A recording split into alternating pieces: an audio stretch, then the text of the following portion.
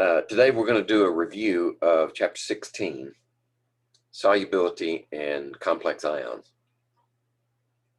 And this will be in preparation for the exam due next Monday, which would be the 19th. And on that day, we'll introduce the very last topic, electrochemistry.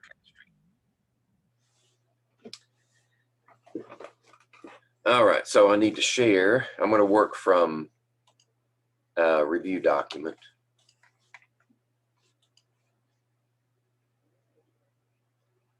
And there it is. Let's see. All right. You may notice that this is, well, you can't see it there. Let me scroll down. Scroll down. Here we go. Notice this one is version 2. There are 2 versions of the review document, and I split them into 2 because one was just too huge. So I split them in such a way that they were not mirror images, but they covered the same topics and gave you the same types of problems. And so you could choose either one and be prepared. But I'm going to use version 2. And let's see, let me go back. I've picked out several, as usual. I picked out several problems that I want to work to give you an idea of what's expected. So let's start with number 5.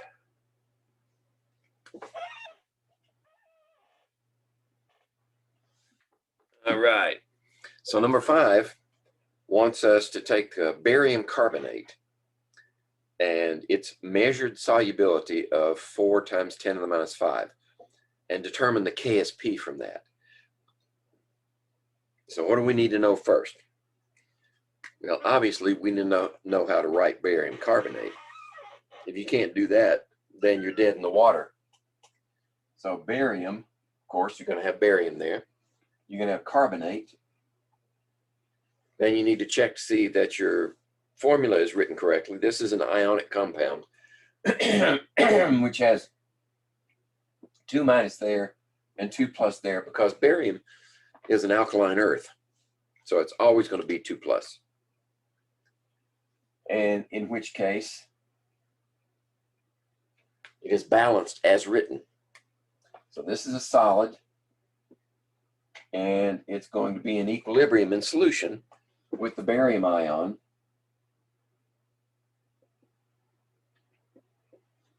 and the carbonate ion.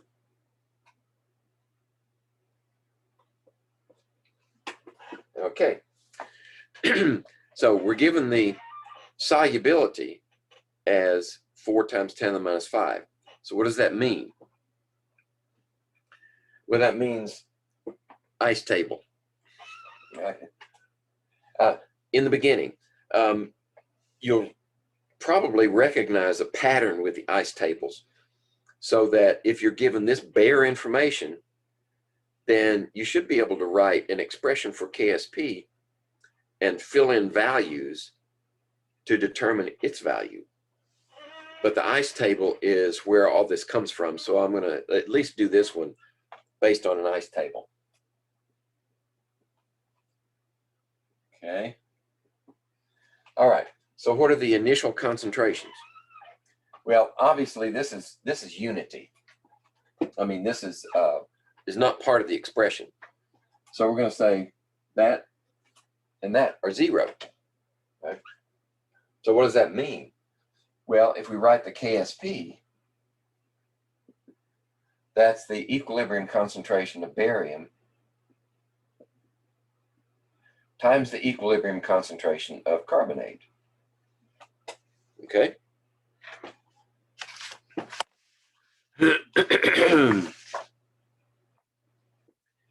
So, with solubility, what changes? Well, what changes is a certain amount of this dissolves, and it produces one of those and one of those. So what's happening here is we're essentially losing, as solubility, we're losing 4.03 times 10 to the minus 5.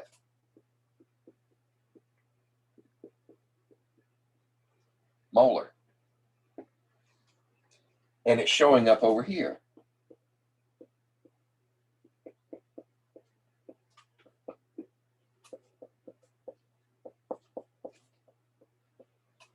Okay. So obviously, whatever this happened to be, of course, we can't do a value here because there's no sense to the initial concentration of that. This is just to inform what happens over here. If this much solubilizes, then it shows up over there. But as far as the equilibrium situation goes, that doesn't matter. It only matters as far as it produces these values.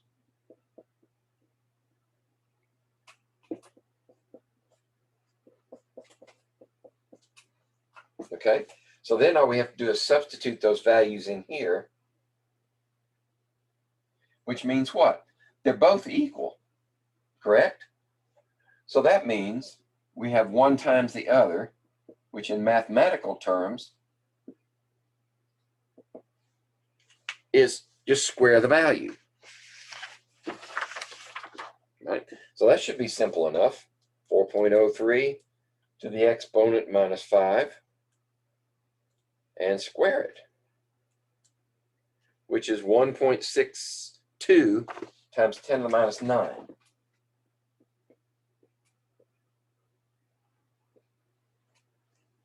All right, so that should be one of the answers. There it is right there, E. Okay, start off slow and simple. Oh, I forgot to ask anybody if you had problems. Of course, if you do, you can interrupt me at any time, and we'll take a tangent to fix your problem if something comes to mind while we're doing this. Then I had no problem with stopping what I'm doing and fixing your problem. Well, that was number 5, and I probably should mark it so I don't come back and try to do it again. Next.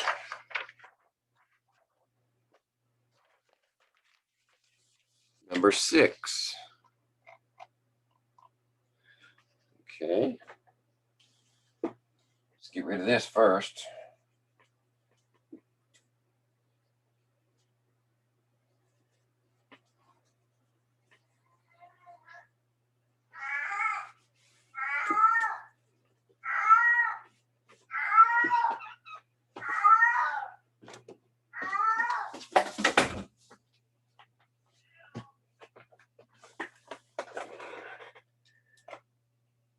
Okay, number 6.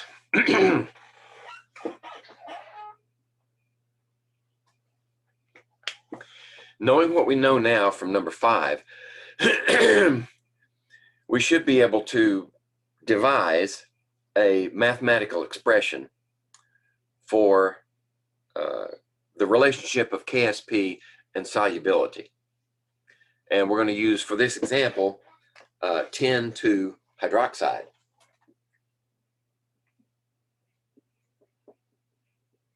Okay, that solid then, part of it solubilizes, of course, and produces this and 2 of these. All right. So if we know the solubility of this, right, if we're going to lose some of that, and we use S to denote the solubility, if we're going to lose some of that, how much of this do we end up with? We end up with that much there and 2 times that much there, correct? So now that we have an expression for these 2 values, we can plug that into our theoretical KSP. Right? KSP then should be this equilibrium, which would be S, and that equilibrium squared, right, because of that coefficient. So which one of those matches? Well, we might have to simplify it a little more. This is 4, and that's S squared, right? Which is equal to 4S cubed. So KSP would be 4S cubed, assuming we know what the solubility is. Or if we know the KSP, we can solve the solubility. Either way, that expression holds, whichever way you want to go, whichever way the information leads you. All right. That was number 6. Let's see. How about number 11?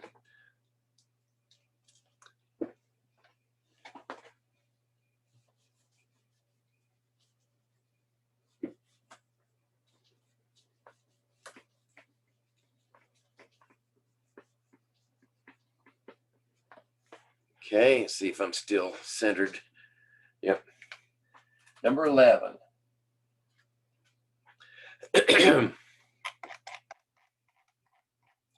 Next page, there we go. Which of the following compounds, wait a minute, is that the one I want?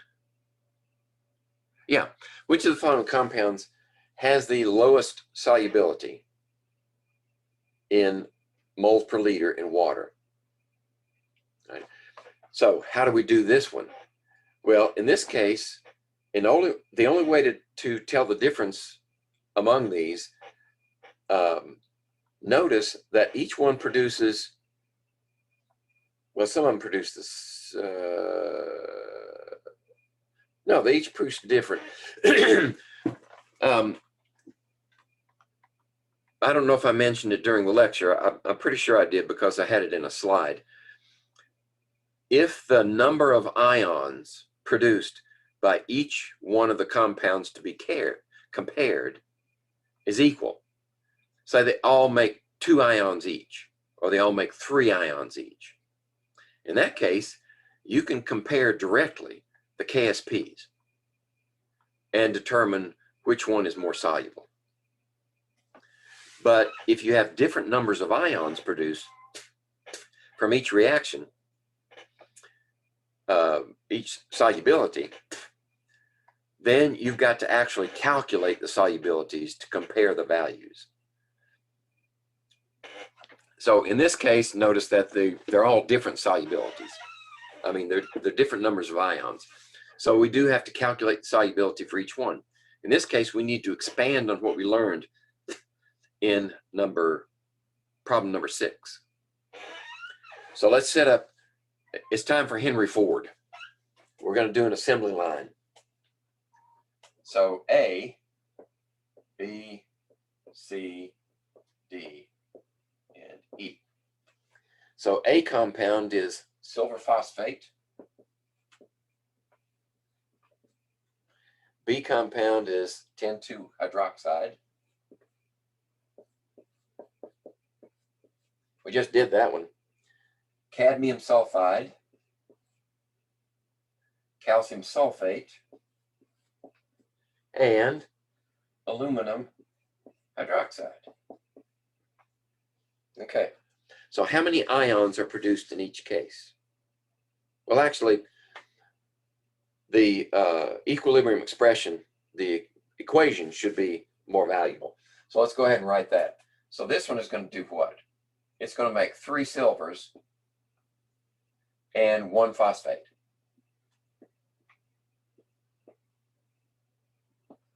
In solution. I probably should have given myself some more room here. It's too late now. So this is going to make 10, 2 plus, and 2 hydroxyls. This is going to make 1 cadmium, 2 pluses, and sulfide, 2 minuses. This is going to make calcium, 2 pluses, and a sulfate, 2 minuses. And this one's going to make aluminum, oops, it's not silver, aluminum, and 3 hydroxyls. Okay? So let's write the equilibrium expression for each one of these. So the KSP in this case, well, in each case. So what's the KSP in this one? Well, notice that each one of these, of course, is a single. And if this is S, if we're losing minus S here, we're going to have 1 S there. And we're going to have 3 S's here. So this is going to be 3S cubed times an S for this one, because it's 1 to 1. This is 3 to 1, and it has to be cubed. Okay, how about this one? We just did this one. So this one is an S, and this one is a 2S squared. If that's minus S, then this is plus S, and this is plus 2S squared. Okay, these are equal 1 to 1 to 1. So this is going to be S times S, and this is going to be also S times S, and this is going to be 1 aluminum and then 3 hydroxyls cubed. Okay? So each one of these values is equal to whatever's given. The first one is 1.8 times 10 to the minus 18.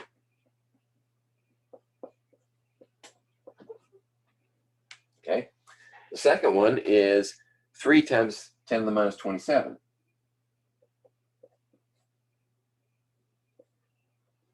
The third one is 1 times 10 to the minus 28.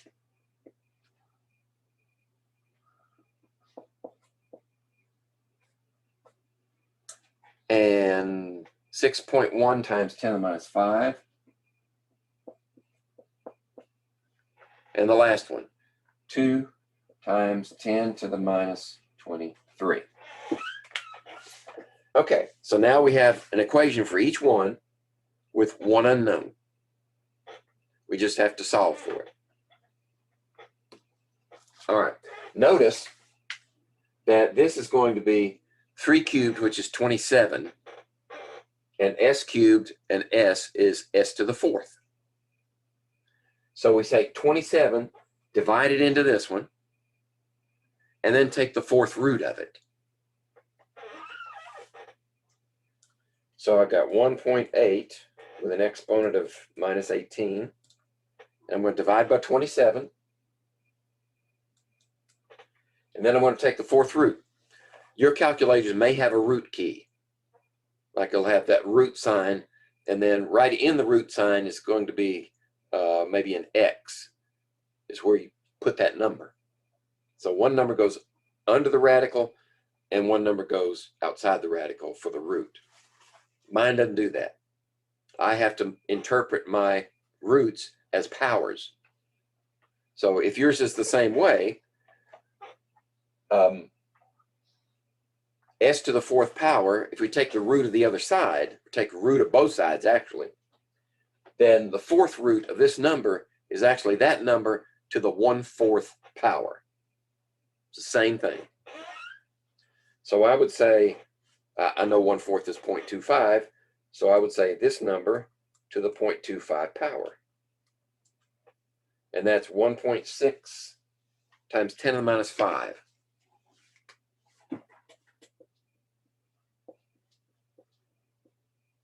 All right. So everything over here is going to be the S value. All right, how about this one? That's 4 S squared times S is S cubed. So I divide this by 4 and take the cube root. 27. Okay. And then I divide by 4 and take the cube root, which is 0.666667, whatever. Punch the number. 8 times 10 to the minus 19.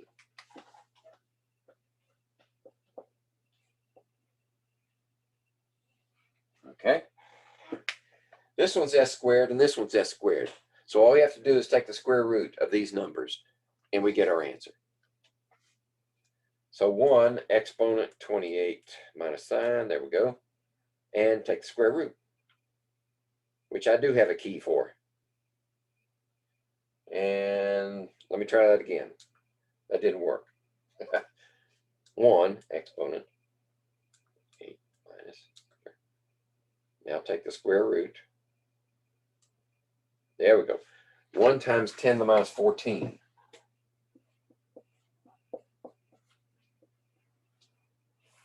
I should have been able to do that one in my head, because that's 1.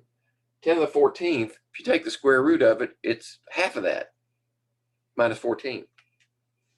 I can't do that with this one because it's got a coefficient. So we have to actually punch this one in to the minus 5 and then take the square root. 7.8 times 10 to the minus 3.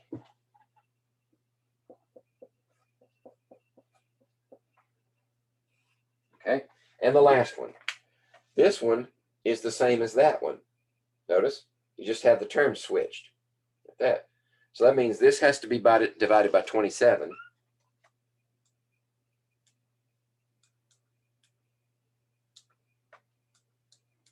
And then we take the fourth root.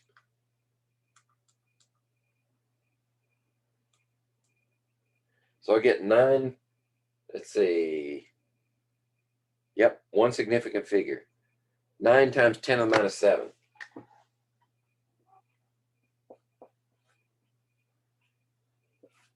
Okay. Now we can compare the solubilities. Which one of these compounds has the lowest solubility? The first place I would look is to the powers of 10. And then if you get a tie with the powers of 10, go to the coefficient to break the tie. So we look, here's minus 5, minus 19, minus 14, minus 3, minus 7. Minus 19 is the smallest one. There's no tie. This is lowest solubility is 10,2 hydroxide. Oh, wait a minute. But the answer says cadmium sulfide. Maybe I made a mistake. Let's do this one again. 4 squared cube root.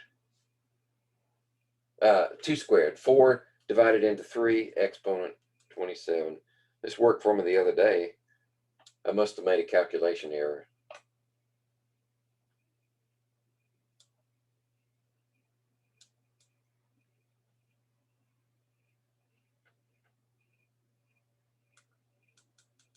Yeah, I did. I know I did.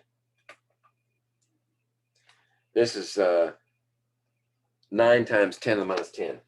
I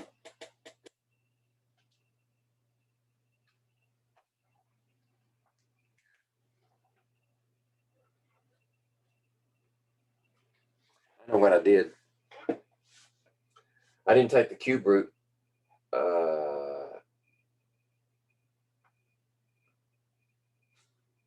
I took the 2/3 root. I punched in 0.666. So that's not the least soluble. This one is the least soluble. All right. Good thing I'm not taking my own exam.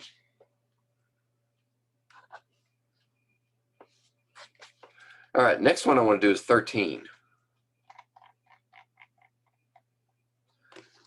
Okay. Yep, 13. We got a lot of erasing to do here.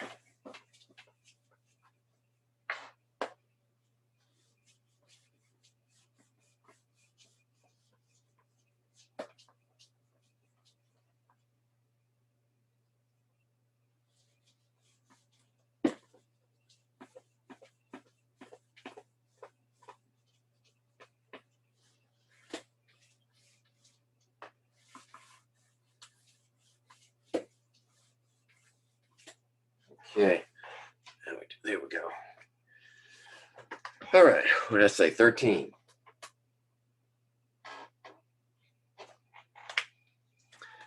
The molar solubility of barium carbonate is in 0.1 molar barium chloride solution is whatever the answer. And they're given the KSP. Okay, so now up to this point, we've been determining solubilities and KSPs in pure aqueous solution. But now we've got a common ion that's a fly in the ointment. We want to know the molar solubility of barium carbonate.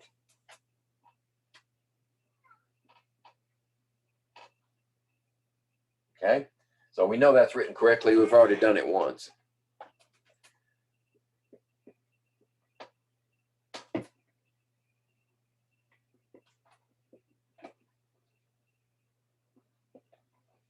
Okay, those are aqueous. I just didn't write it in. Okay, so we do need an ice table in this case.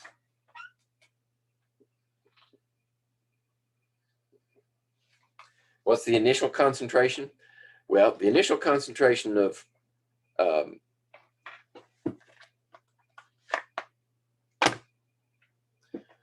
barium is 0.1 molar. Why? Because it's 1:1.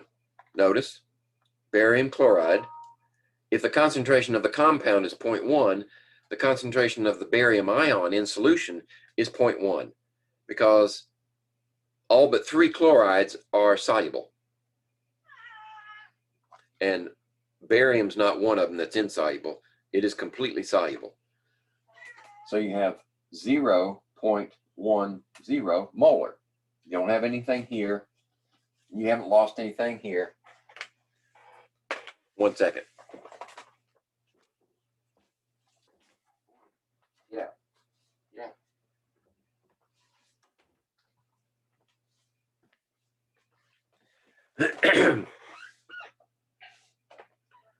So, if you doubt me, just look it up in the useful information. All right, we just go to the end here. Right. Well, where is it? Oh, I didn't include it. Solubility chart.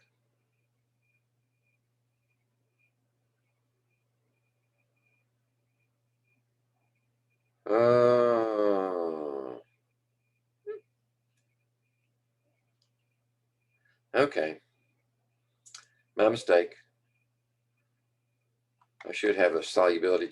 Actually, I know why I didn't include a solubility, because you're going to be given this information. And if I say it's 0.1 molar barium chloride, all chlorides are soluble except for those 3 that are given in the solubility chart, that are given in the actual solubilities right here. Lead, silver, and mercury 1 chlorides. Those are all have limited solubility. The rest of the chlorides are completely soluble. Okay, I wasted enough time with that discussion. Let's get back to the problem, number 13. Here we go. Okay, so you're starting off with these values, right? Then which way is the equilibrium going to shift? Well, it has to go to the right. That's not even true there. Doesn't have a concentration. If you don't have any carbonate, so it has to go that way. So that means you're going to lose some of this, and it's going to show up over here 1 to 1 to 1, plus, plus. Right? So this is going to be 0.1 plus S, and this is going to be S. So we know what the KSP is. It's given 1.6 times 10 to the minus 9.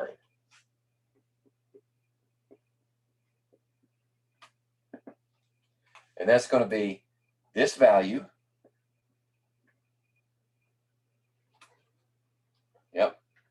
plus some solubility times that value.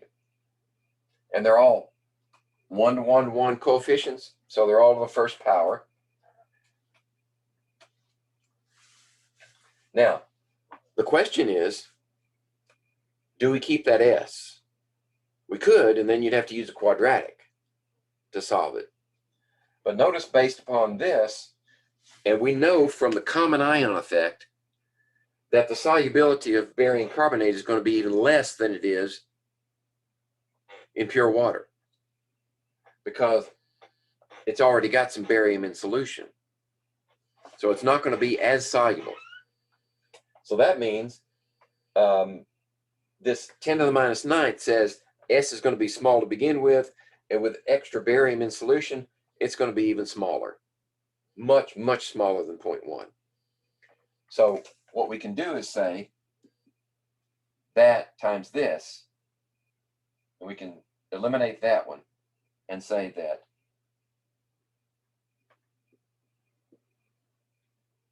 equals this value. So what is the S? S is divide both sides by 0.1. Okay, so what do we get when we divide that by 0.1? Well, 0.1 is the same as what? 1 times 10 to the minus 1. So a minus 1 in the denominator is a plus 1 in the numerator, and that's a 1, so it just divides into 1.6. So we have 1.6 times 10 to the minus 8 molar. Okay. So none of these are the right answer,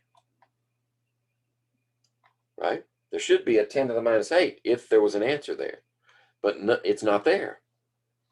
Notice that A, 10 to the minus 10th, is there for the student who does their math wrong. If you take that minus 1 and add it to minus 9, you get minus 10. But that's wrong, because you're dividing. And when you divide by a power, you change its sign and add it. So that means, or you subtract minus 1 from minus 9. Subtracting a minus is like adding 1. It's a minus 8. And that value is not there. Right? So that's why E is the answer to this one.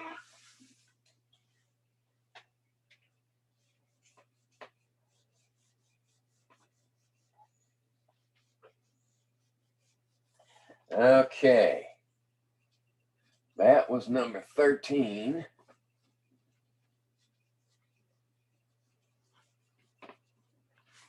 And we're still centered.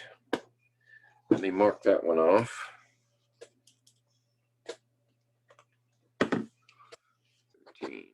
And let's go to 17.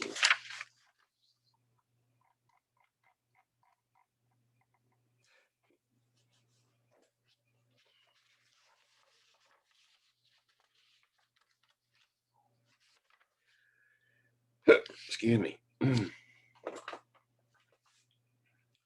Okay, for 17, which of the following solid salts is more soluble in 1 molar H plus than in pure water? So we've got 1 molar acid of some kind. It doesn't matter in this case.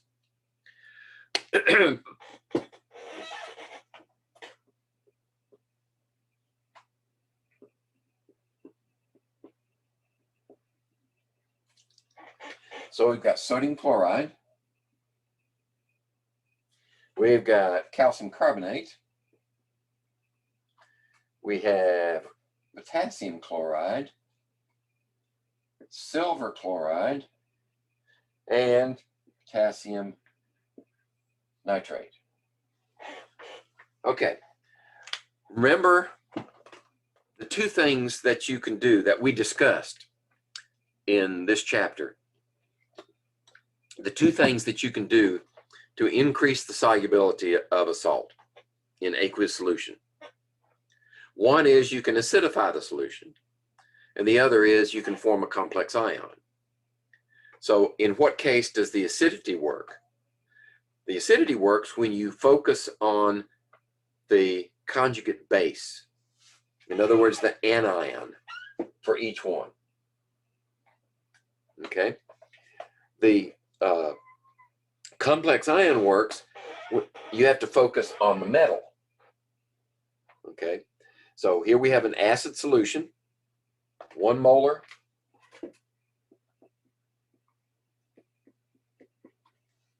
Okay? So that means we have to focus on the anion. So what type of anion will react with extra hydrogen ions to increase the solubility? Right? Notice that this one produces sodium and chloride. This one produces some calcium and carbonate. Here we have another chloride. Here we have another chloride. And here we have potassium and nitrate. Right? So what type of base will react with hydrogen? A strong base. So if these are considered strong conjugate bases, that means they have to come from weak acids. If this comes from a strong acid, then it's a weak base and it won't react with hydrogen. So what's the source here? Hydrochloric acid, strong acid. That one's out. Same here, same here. How about this one? We got a tie here. This one, this one. Nitrate. Where does the nitrate come from? Nitric acid, which is a strong acid, makes a weak base. So the only one that's a strong base is that one, because it comes from carbonic acid. H2CO3 is carbonic acid, which is a very weak acid. That makes this a strong base. And it's going to latch onto that hydrogen and form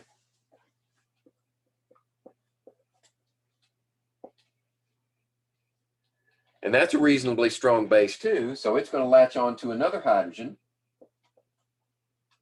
like that. But that's an unstable compound in aqueous solution. So what it's going to make is CO2 and H2O.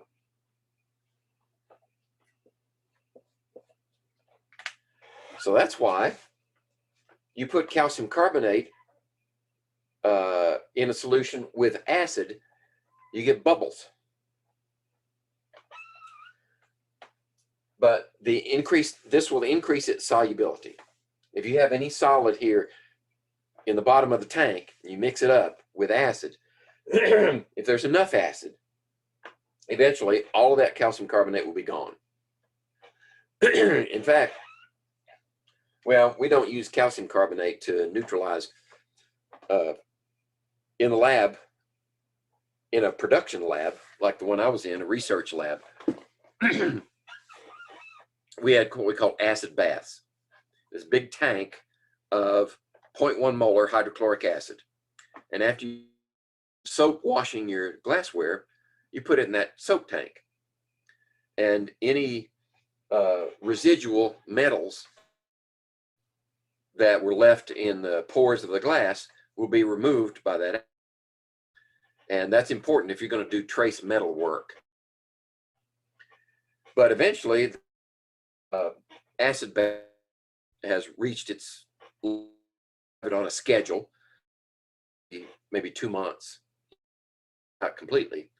Well, you don't put stuff down the drain because that adds an acid to the sewage. So you neutralize it first.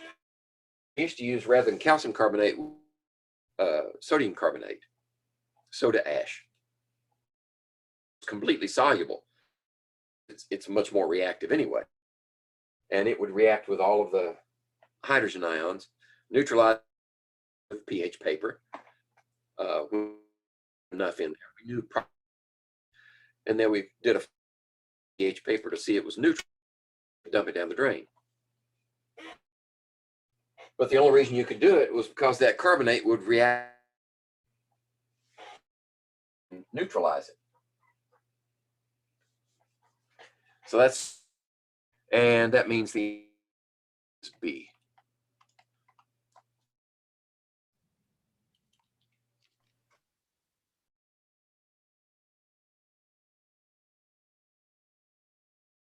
We'll go to the next one in just a second.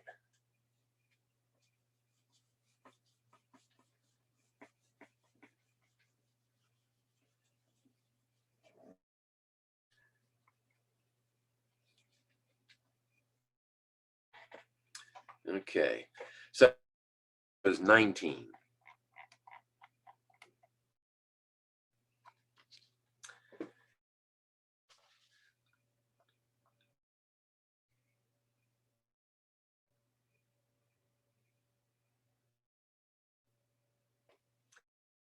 I'm going to need some more room, so let's start on the far left edge. Okay, consisting of 0.1 chloride and 0.1 molar chromate. If you add 0.1 molar silver nitrate dropwise to this, happens given for silver chromate minus 12, and for silver chloride is 10. Which of the following will precipitate first?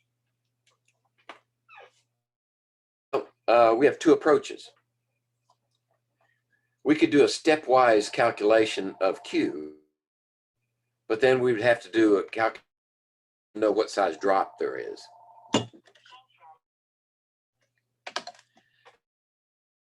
So that, I think, is to look at solubilities. And the compound, silver chromate versus silver chloride, the compound that is least soluble will precipitate first. Right? Which one precipitates first? The ones that's least soluble, obviously. The one that's least soluble will latch on to that silver first. To increase the silver concentration solution, then it's going to rise until the Q just barely exceeds the K. And what that means is that the solubility of one compound is less than the other, and the least is going to precipitate. So let's set it up. We have 0.1 molar chloride, 0.1 molar chloride,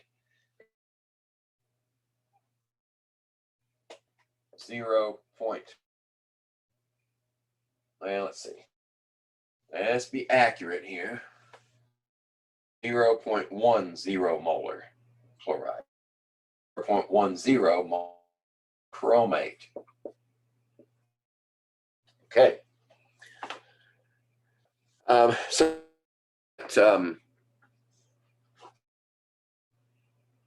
What are the reactions? Well, we have silver chloride produces this, okay, and silver chromate, actually we need two of these. That's a +1 and this is a 2-. So this produces 2 silvers and 1 chromate. And those are both aqueous, obviously. Okay. What is the solubility here? Actually,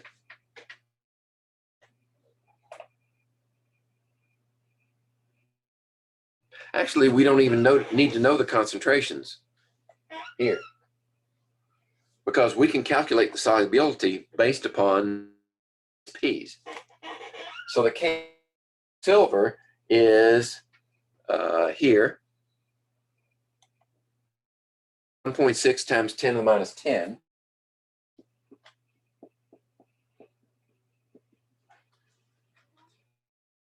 Well, it's 1 to 1, so you're going to have times S. Silver chromate is 9 times 10.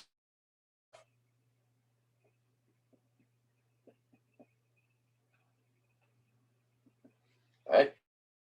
And notice, since we have different numbers of 2 here and we have 3 here, we can't compare the KSPs directly. If they produce the same number of ions, like bromide, compare the KSPs directly, because they'd have the same calculation for each one and end up with the same, we'd have the same ratio of solubilities. You've got different numbers of ions, so we actually have to calculate solubility. This is going to produce 2 S's, which are squared. There's 1 chromate. Right? So if you get 2 of these silvers, and 1 of those has to be squared.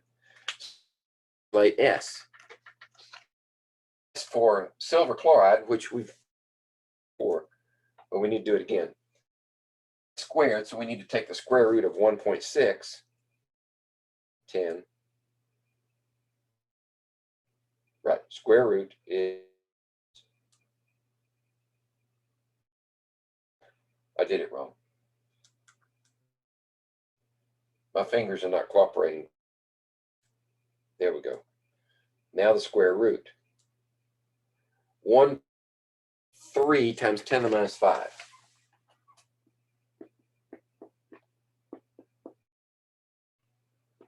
Molar. Okay. This one we've got 2 squared, which is 4. Divide 4 into that, and then we have S squared and S cubed. So we need to divide the number. 9 times 10 to the minus 12 by 4, and then take the cube root of it. One where I made a mistake the last time. I won't this time. And there. 1.3 times 10 to the minus 4.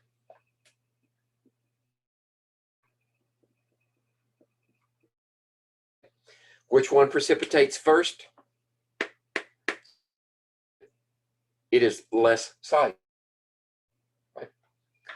So A is the answer. All right, so that was number 9.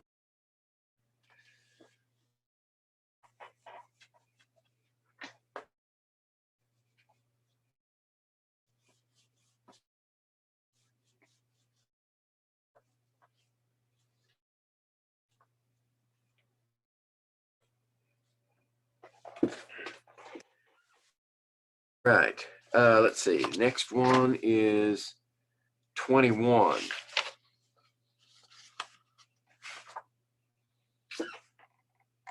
Let's see. How are we doing on time? Some of these I can skip and come back to if we have time. Where is? Oh, here it is. Okay, we're good. So we'll go ahead and do 21.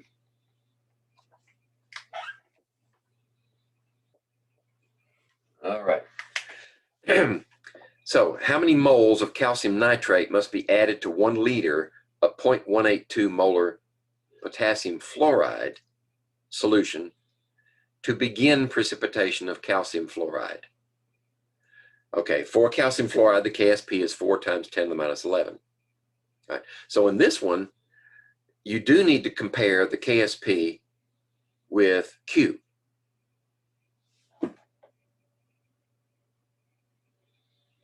Actually,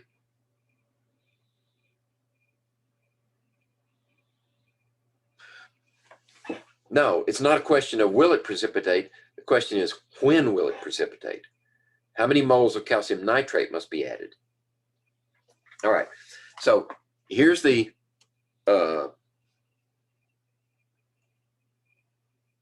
formula, the reaction that must be considered. Calcium fluoride soluble. So calcium fluoride will produce calcium ions plus 2 fluorides. Okay? That's the equation that we have to consider here. Now,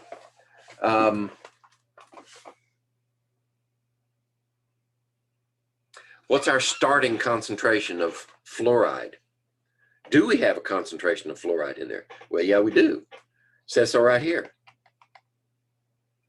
0.182 molar potassium fluoride. So 0.18 molar is what we're starting with here. 182 molar. All right. And this whole solution is in 1 liter. So that's important. Why? Because the question is how many moles of calcium nitrate must be added.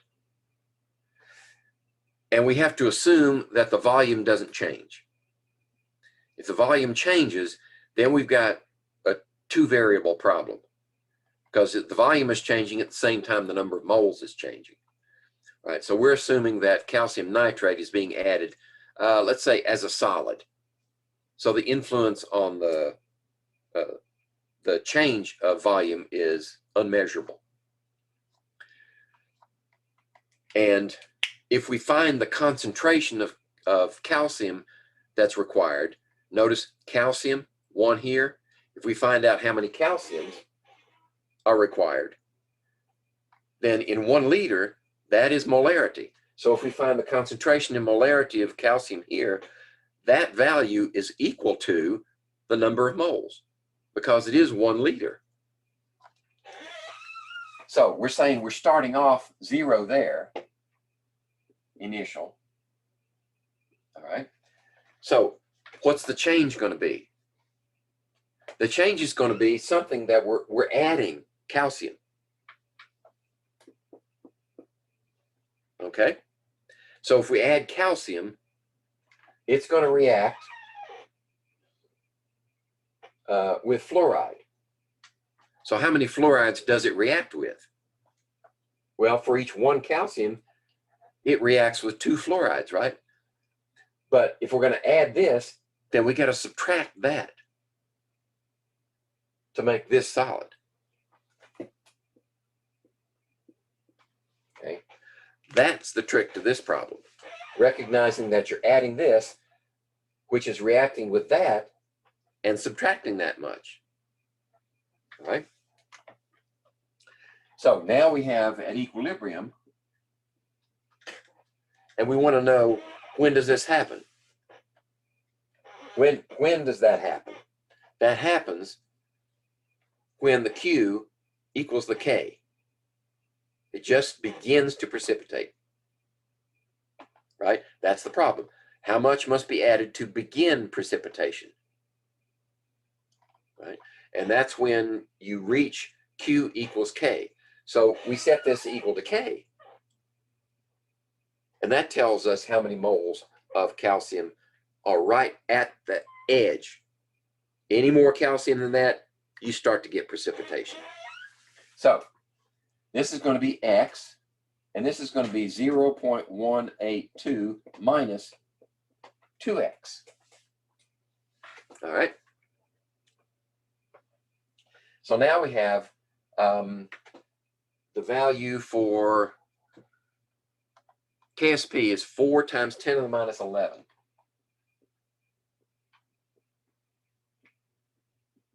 Is equal to this one times this one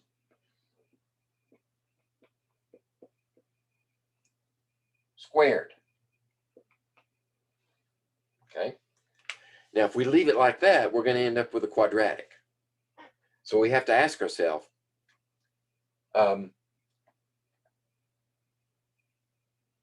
is 2x a significant fraction of 0.182? Well, look at this, 10 to the minus 11. 10 to the minus 11 says that that x is going to be extremely small.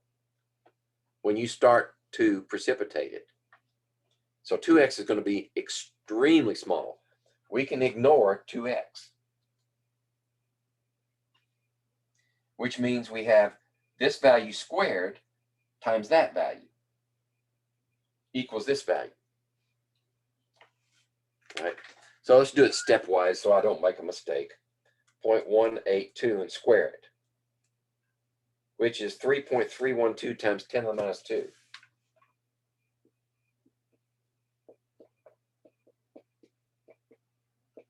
X equals this. So X is going to be equal to this number divided by that number.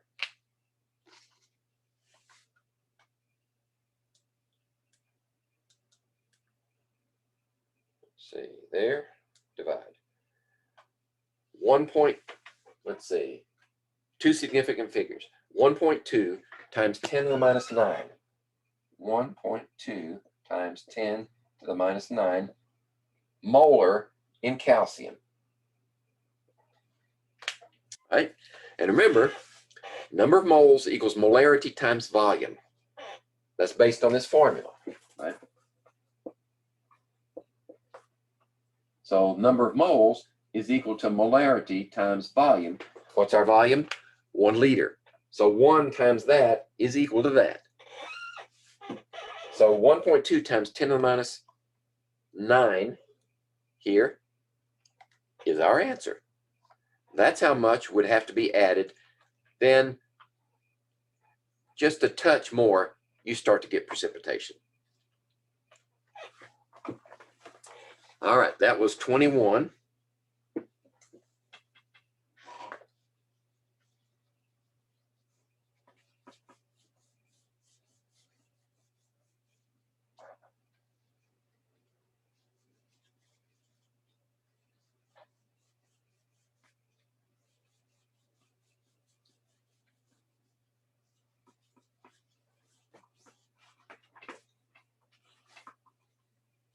Okay.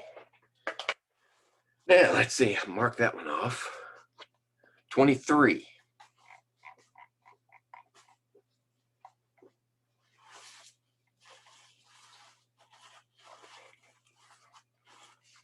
Okay. In this case, we have 3 solutions, 0.01 molar in each of lead 2 nitrate, manganese 2 nitrate, zinc 2 nitrate. Then we add solid sodium hydroxide.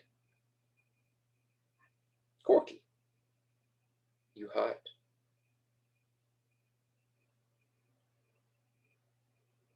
Excuse me for just a minute. Come on.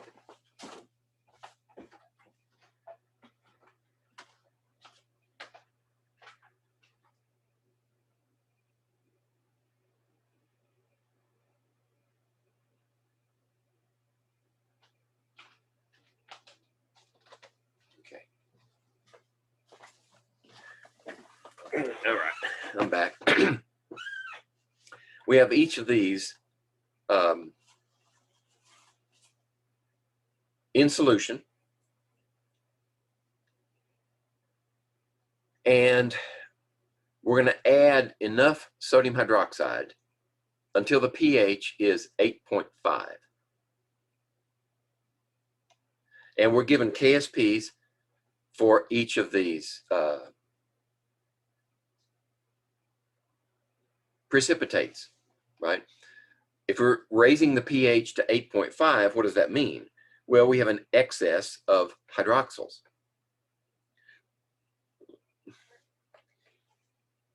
And each of these compounds, the hydroxyls of each of these metals are insoluble, or they're soluble to this extent for each one, right? We've given those values.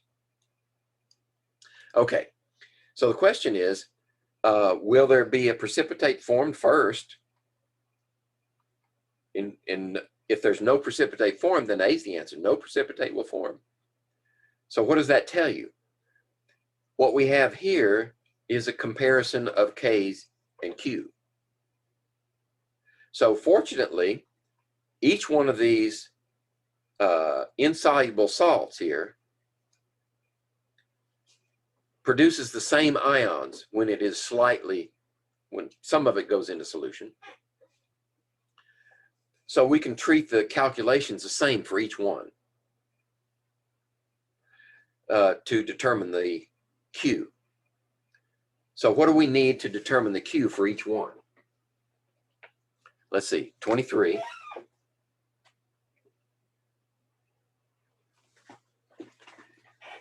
If we have, and the equations that are operative here are the ones with the hydroxyls.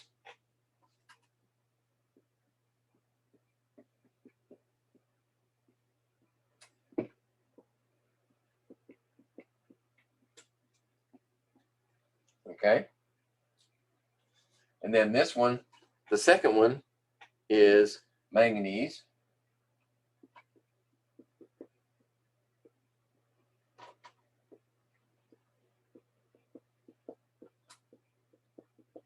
And the third one is zinc.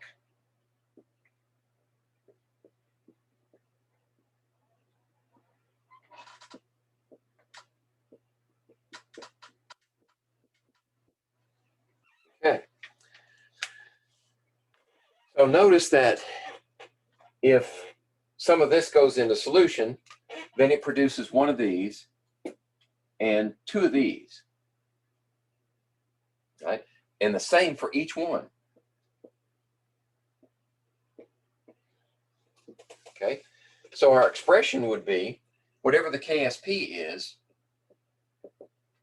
is equal to that one times that one squared.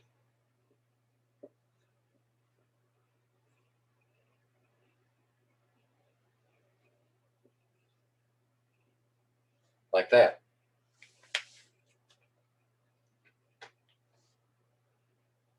Okay, so we know how much of this is in solution. In other words, we write the equation and think of it in terms of this is being dissolved toward that. But in fact, now we're going backwards. We're starting off with some of this, and for each one of these, it's 0.10 molar. Same for each one. So what is the hydroxyl concentration? If we're going to calculate the Q, we need both values. So what is the hydroxyl concentration? Well, you have to figure it. We're given the pH, right? So can we determine the hydroxyls from the pH? Sure. Right?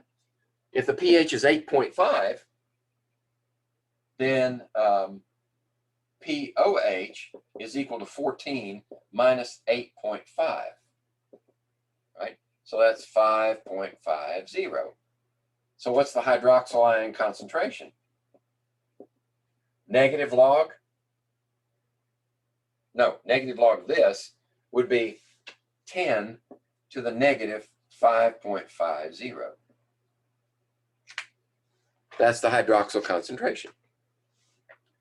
So let's put in 5.5 negative value, and then use our 10 to the x key.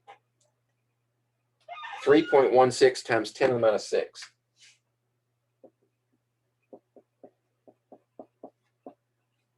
Molar. So this value is equal to 2s. That value is equal to this term right here.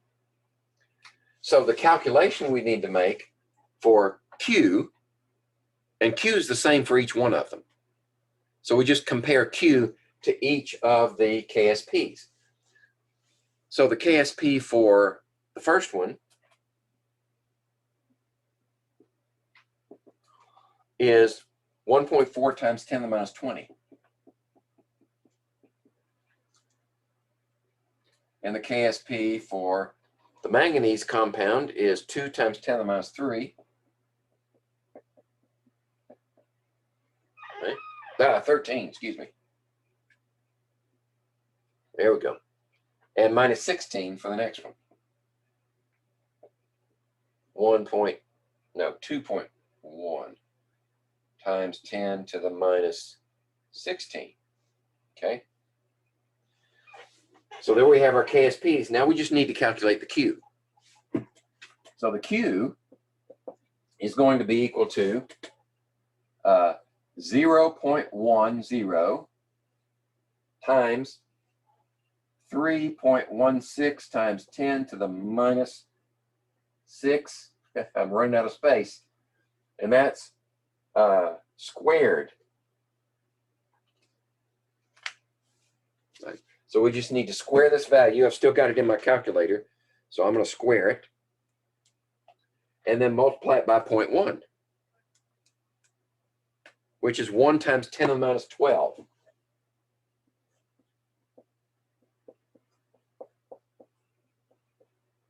Okay. So, which one precipitates? The one who's, for the Q, if the Q exceeds the KSP, that one precipitates. So 10 to the minus 12 is greater than this one. That one precipitates. 10 to the minus 12 is greater than, wait a second.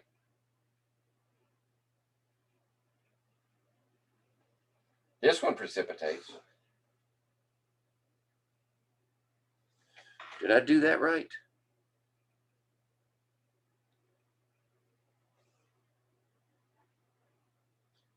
Ten to the minus, let me check my calculations here.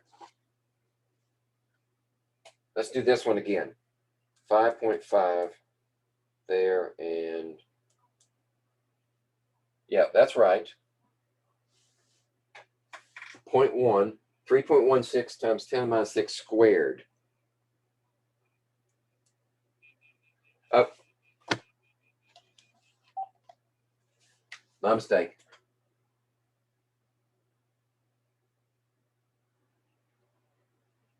That's 10 to the minus 11. Now it makes sense. These still both are less than that Q, so they will precipitate.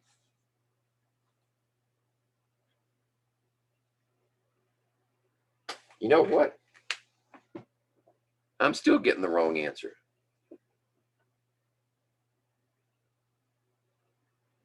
Let me try that again. 3.16 exponent 6, change sign, enter, square it, and then 0.1 times. I'm having a bad day, folks. 10 to the minus 13. Okay, now we've got 10 to the minus 13 here and here, so we have to look to the coefficient for a tiebreaker. 1 is less than 2. So this one will not precipitate.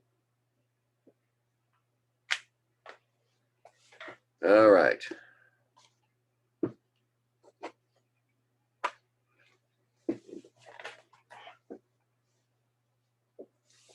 That was 23. Oh, that means that we're looking at D as the answer. There we go.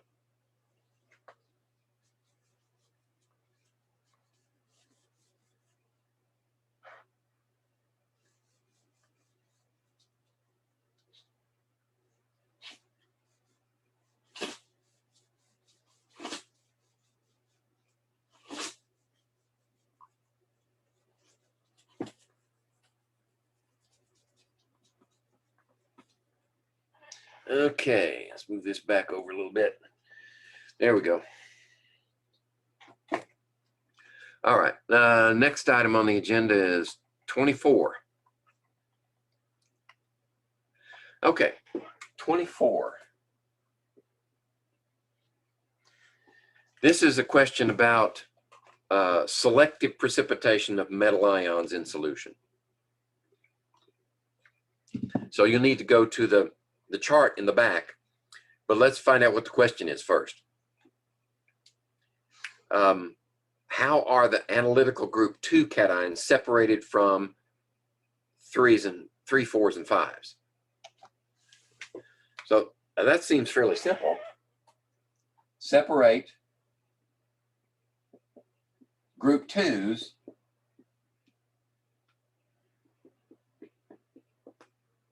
from anything above it, actually.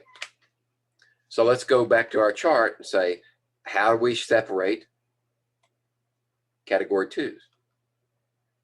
Here it is right there. Okay. So there's group 1. Group 1 was taken out of solution by acidification with chloride. So HCl, the Cl is the important part here. The chloride precipitates out group 1. Then how do you get group 2? You add hydrogen sulfide. And the hydrogen sulfide will take out group 2 because it's at very low concentration in an acid solution. So these group 2s will come out as the sulfides. All right, so let's go back to 24. Right here. There. Add HCl. No, that's how you take group 1. Add H2SO4.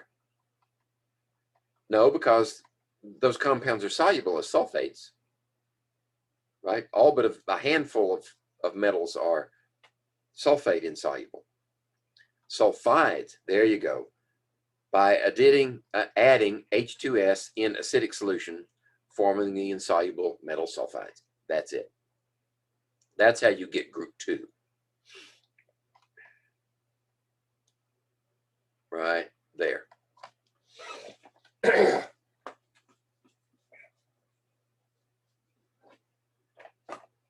All right. That was fairly simple.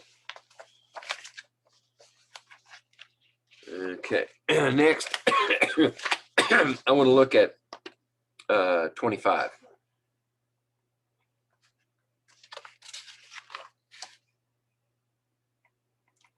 A little more. There we go. All right. 25. The question here is, which of the following salts should be more soluble in 1 molar ammonia than in water? Okay, so what are our choices? Sodium carbonate and potassium chloride. C is silver bromide. D is potassium nitrate. And E is none. Okay, remember what we discussed in a previous problem about how we increase the solubility of a salt. You can either add acid if you have if the cation, excuse me, if the anion is a strong base, adding acid will make it more soluble. But if the anion is a weak base, then you have to look to the metal and then form complex ion with the metal. In this case, we're trying to form a complex ion with ammonia. Okay, so let's look at the choices and say, well, how about sodium carbonate? Well, sodium carbonate is completely soluble to begin with. You don't need to increase the solubility there. Potassium chloride is completely soluble. Potassium nitrate is completely soluble. So you don't even have to know anything about complex ions to determine, well, except you have to break the tie between E and C, right? Is silver bromide more soluble? Well, it can't be soluble in an acid solution because hydrobromic acid is a strong acid. Bromide ion would be a weak base. So you have to look to silver. Does silver form a complex ion with ammonia? The answer is yes. It forms this complex ion.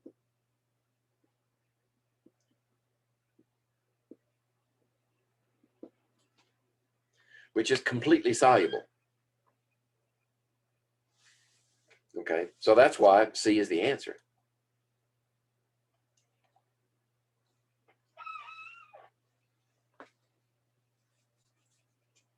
All right. That was 25, I believe. 27. Okay. 27. We've done one like this before. Won't hurt to do another one. 27. There it is. The correct mathematical expression for finding the molar solubility of barium chloride is. So barium chloride is insoluble, correct? Is barium chloride an insoluble salt?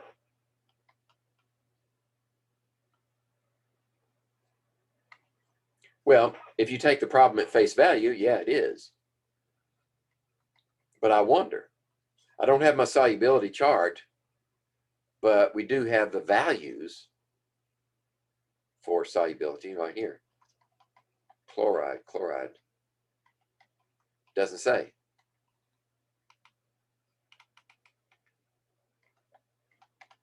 I thought barium chloride was completely soluble.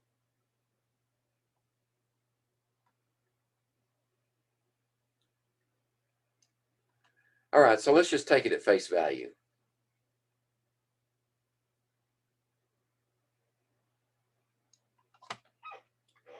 Let's just say barium chloride, right? Barium is 2 plus, chloride is 1 minus, so we have 2 here. So that means barium plus 2Cl. So that means KSP is going to be equal, if you got one of these and you got 2 of these, right? So you have S times 2S squared. So the KSP would be 4S cubed. And it looks like this one is the correct expression. Now, I thought barium chloride was completely soluble.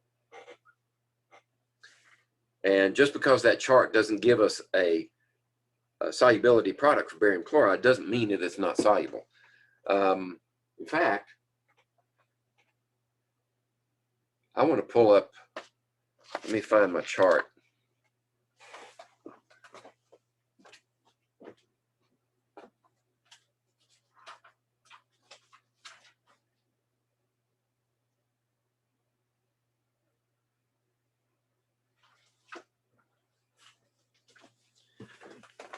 Yeah, according to my chart, barium chloride is soluble, right? So this is the best answer because it asks for the formula and it doesn't give you any other choices.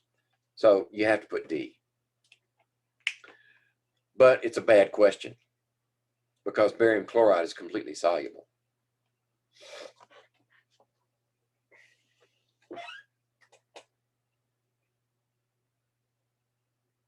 Now, if you stop and think about it, all salts have a limit to their solubility, correct? Right? Even though they're soluble, eventually you can saturate the solution. So at that point, then you would need an expression for determining the solubility. Okay, so with that thought in mind, this is a valid question. It's just that it's not on the order of very limited solubility, such as silver chloride.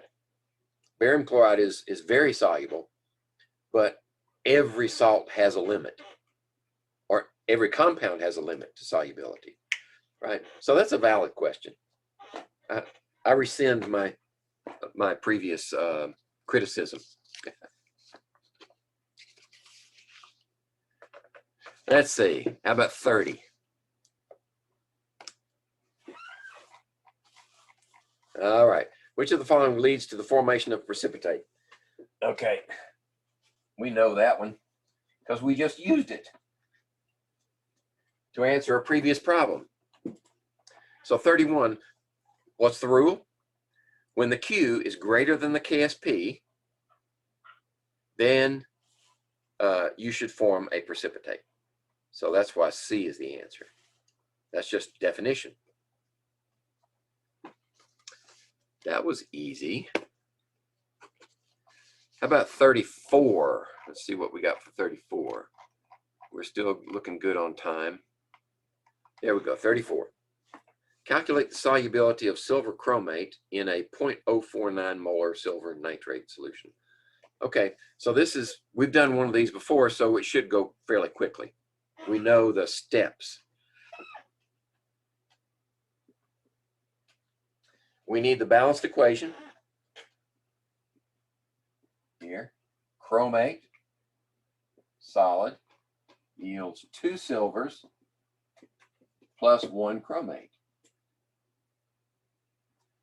Okay, so what's our starting concentration for silver? Silver nitrate is completely soluble, so it will give you 0.049 molar silver. No chromate. And the change is, if we lose one of these, we're going to get one of these over here. And we're going to get 2 of those over here.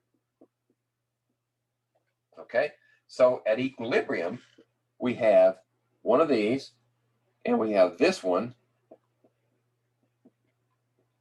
there. So the equilibrium expression, let's see, 9 times 10 to the minus 12 is the KSP for this compound, and it's equal to this expression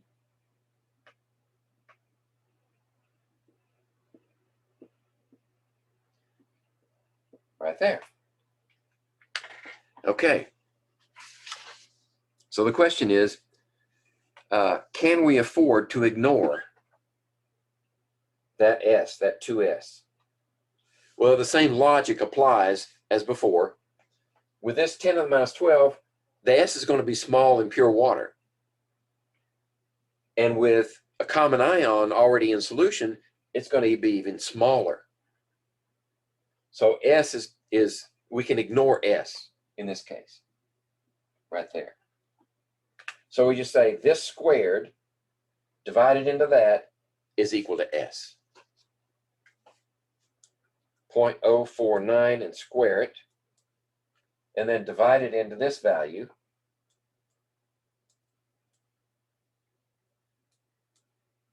Is 3.2 significant figures. 3.7 times 10 to the minus 9.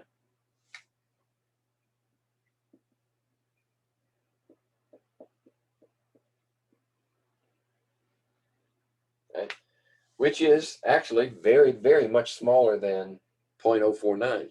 4.9 times 10 to the minus 2. 7 orders of magnitude difference. Oh, let's see. Is that answer there?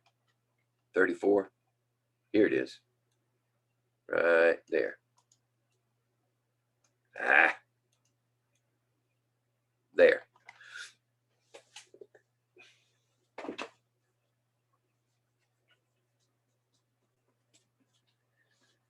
So that type of problem you should be able to do in your sleep.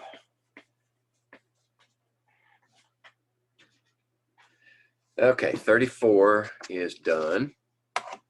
Now let's see, what else do I have marked? 36.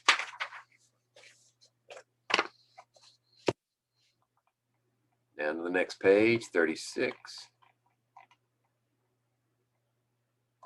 Okay. How many moles of calcium fluoride will dissolve in 3 liters of 0.049 molar sodium fluoride? Okay. This is a variation on that same theme. Right? What is the solubility equation that we're interested in? We're dissolving calcium fluoride in a solution that has a common ion. So we're having, for 36, we have calcium fluoride. I've actually held a calcium fluoride optical piece in my hand. It's a lens made out of calcium fluoride. You want to be careful, and I wore gloves, of course, and occasionally we have to clean it. It was part of that instrument I mentioned before, the inductively coupled argon plasma spectrometer. It used calcium fluoride as a lens. Why? Because calcium fluoride was transparent to a wider spectrum of wavelengths of light, particularly the ultraviolet. If we'd used quartz lens, it was harder, more durable, but it absorbed ultraviolet light. So we used calcium fluoride lens. Well, the manufacturers created the lens in calcium fluoride for that reason. But we didn't try to put it in solution like we're doing here. So we got this calcium fluoride, and it's going to be this plus 2 of those. Okay. Now, what's the initial? Well, notice we've got a volume of 3 liters.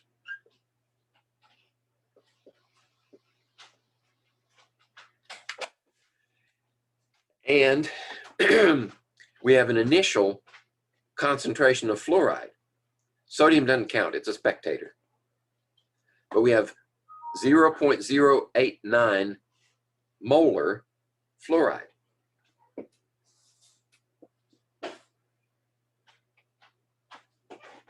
Okay, we don't have any of this. So what's the change? Well, if we lose one of those, right, then we're going to get one of these. And we're going to get 2 more. Oops. We're going to get 2 more of these. Right? Because the reaction is going this way, that's 0, so it has to go that direction. Then you're going to get a plus plus. Right? This is a reaction, a dissolution, not a precipitation, like the one before where we had negative and plus. Both of them are plus. So this is going to be at equilibrium. This is going to be an S, and this is going to be a 0.089 plus 2S. Okay. Now let's go back to the question. How many moles of calcium fluoride will dissolve? This is going to tell us the molarity, the solubility of calcium fluoride in this solution. And that's molar. So how do we find out how many moles went into solution in 3 liters? It's back to this.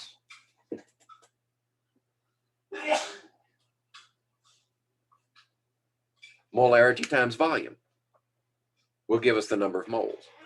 So we can solve this problem. It's going to be 4 times 10 to the minus 11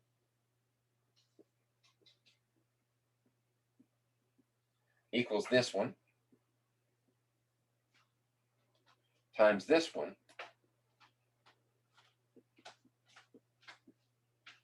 squared. Okay. Same question as before. 10 to the minus 11, 2s.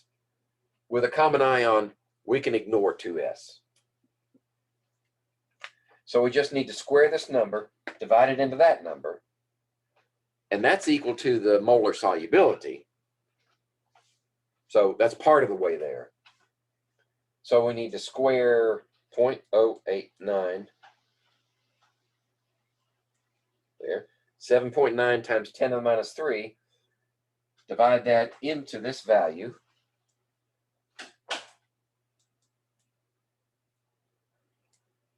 And I get 5.0 times 10 to the minus 9.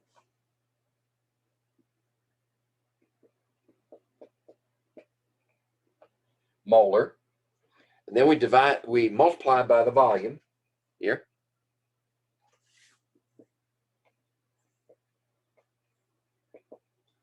Times 3 liters.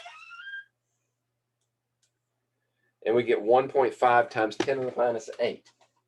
1.5 times 10 to the minus 8 moles of calcium fluoride. Actually go into solution. So that's, see, I'm on the right one. Right here. There you go. Yeah. How did I do that before? Yeah. How about that? Okay, that was 36.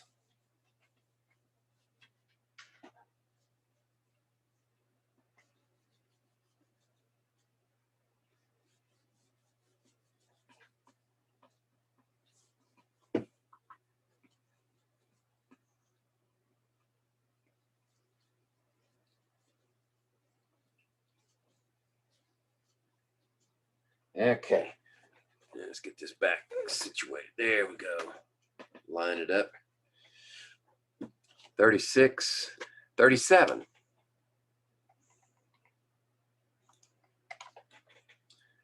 All right.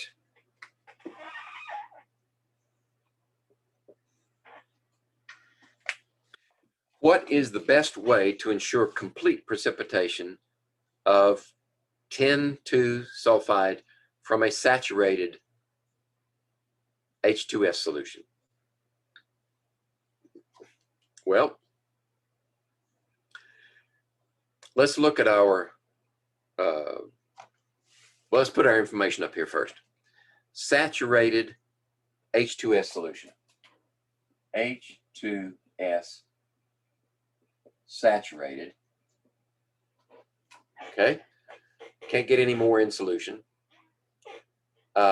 And we want to precipitate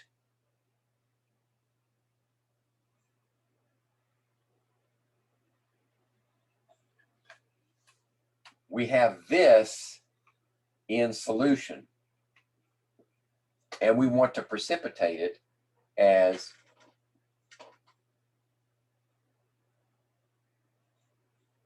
that. Okay. If you got enough of this in solution, like this, right?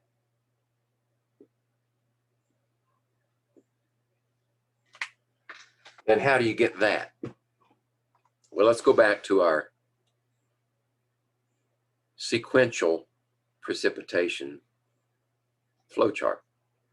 Where's the 10? Let's see. Here's 10 right here. SN2 plus. How did we get there? Well, we have already added H2S to a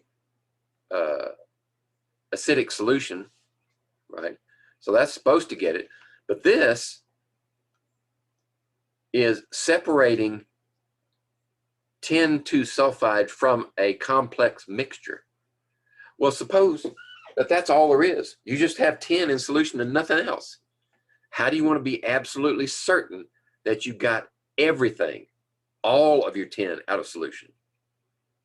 You need more sulfide, don't you? More sulfide. How do you get more sulfide out of a solution of H2S? You go the next step. Add base. Base will make more S minus, right? Because you got this solution, you got this going on.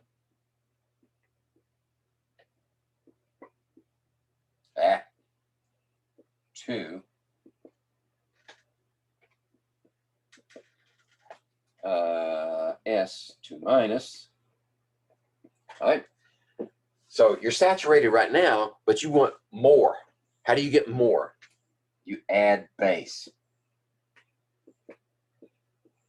Makes water, removes hydrogen, and shifts the equilibrium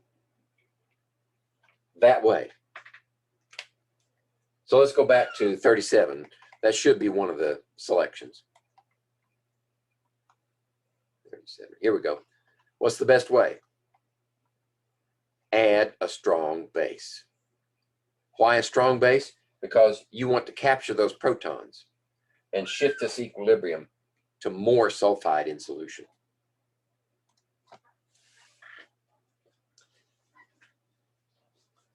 Okay.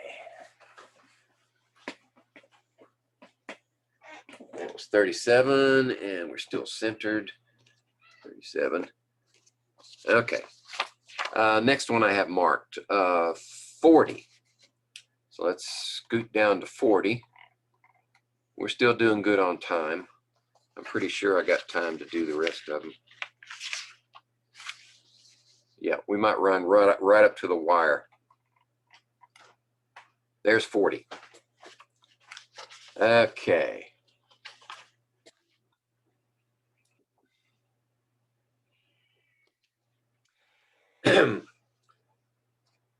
The concentration of magnesium 2+ ion in seawater is 0.052 molar.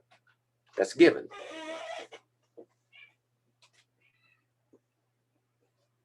Right? So the concentration of magnesium in seawater is 0.052 molar. Okay. At what pH will 99% of the magnesium be precipitated? As hydroxide. Right. So there's your clue. If you're going to precipitate magnesium as hydroxide, where does the pH need to be? The pH needs to be basic. Excess hydroxide. Right? Okay. So we need to determine what is the hydroxide concentration that will precipitate 99% of that magnesium. Okay, so what's the operating solubility equation? Magnesium hydroxide, correct?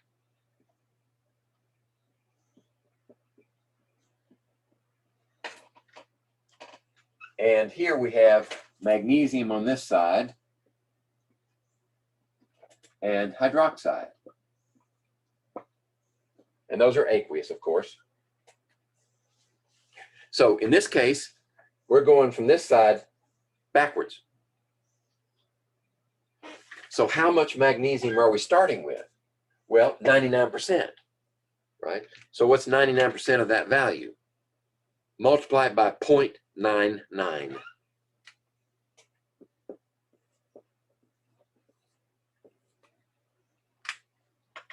So let's do that. See, am I starting with the right numbers? 0.052, yep, 0.052, 0.99 times 5.148 times 10 to the minus 2.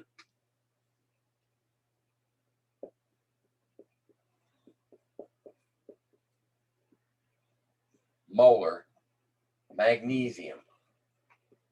That's what we want to precipitate. Let's see, I got another attendee here. Let me get mark off. Okay, there we go. All right. Okay, so now that we know that,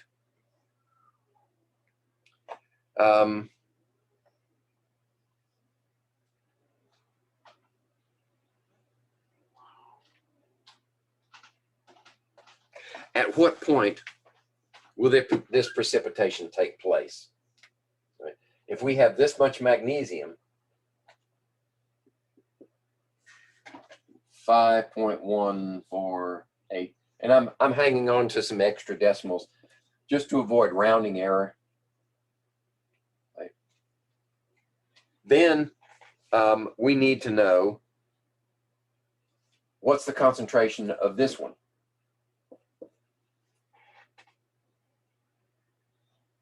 That will precipitate that. So we need to know this value. Right? So at equilibrium, what we're going to have is this expression. Let's see, the value for 8.9 times 10 to the minus 12. 8.9 times 10 to the minus 12 is equal to this concentration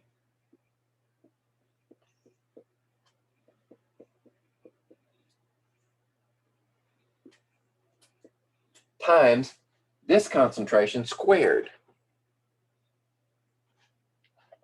which is what? I don't know. We solve it. We got one unknown. So we can solve it for how many, what's the molarity of hydroxyls? So we need to divide this one by that one and then take the square root of it.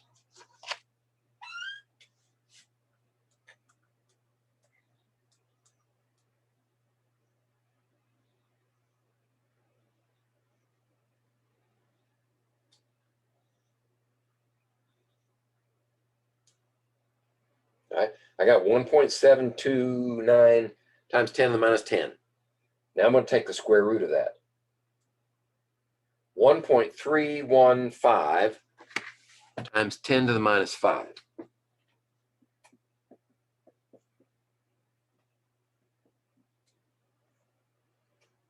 Molar. This is equal to that. So can we find the pH from that? Isn't that the question? At what pH? Well, the easiest way, I think, is to do the pOH first and then subtract it from 14. So the pOH is the negative log of that value.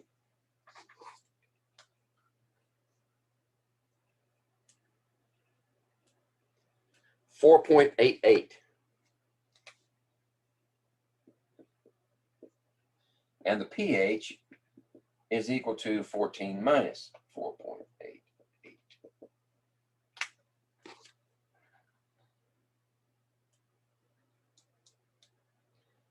9 point, well, let's see. We might be limited to, no, round it off, 9.12.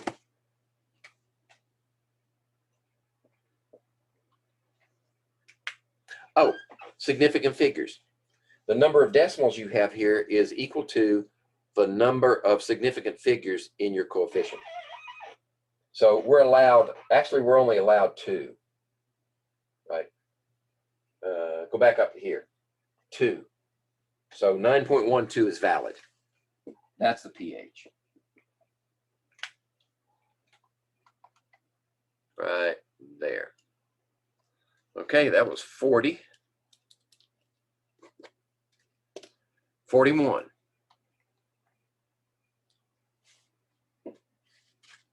Okay.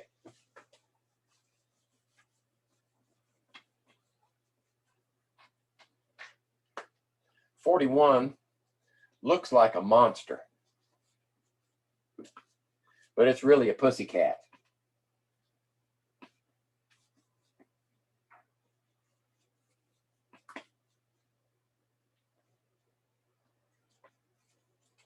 Let's see.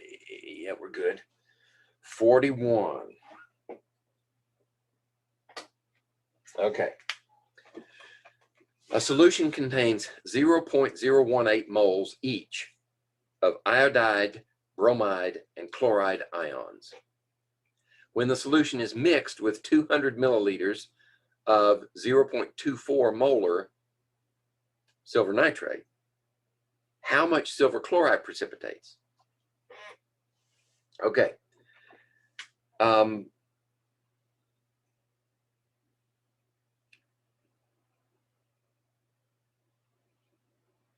So what you need to do, excuse me, how much precipitates? So we got grams, right?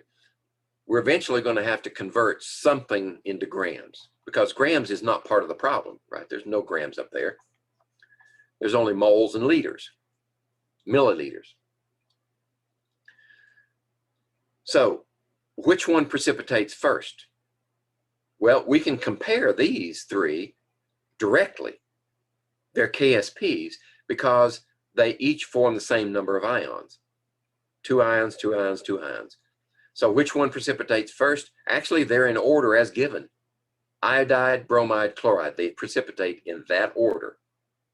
So the first one that's going to precipitate until it's all gone is silver iodide.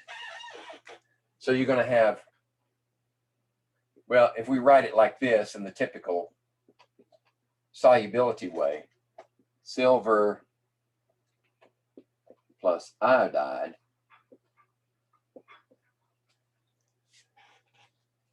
you've got two amounts here. You got 0.018 mole of this one,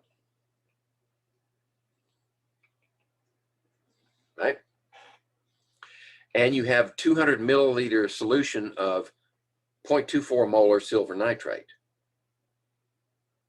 So you can approach this in two different ways, right? You can either convert these values to molarity, and then you can use this value here, but I think that's inefficient. We're looking for the absolute amount, the number of moles that we can convert to grams. So let's convert 200 milliliters of 0.24 molar into moles of silver. So the amount of silver that you start with is going to be equal to 0.2 liters of solution.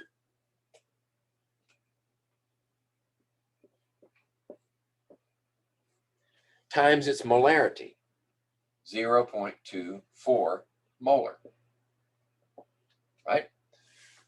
So this would be 0.048 moles of silver ion. Is that correct? Right. 1/10 of that would be 0.024. And 2 times that would be 0.48.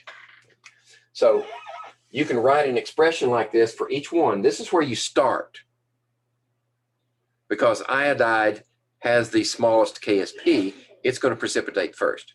How much of this silver is it going to use? Well, they're 1-to-1, are they not? So this much is going to be used from this much, 0.048, and that doesn't have anything to do with that. This is the original moles of silver, and then you're going to subtract 0.018 from that, which would be, and this is the moles of silver iodide. So what do you have left over? We have 0 here, 3 there, 0. Right? So this is the moles of silver remaining. Now what's next? Silver bromide. So you're going to use up another 0.18.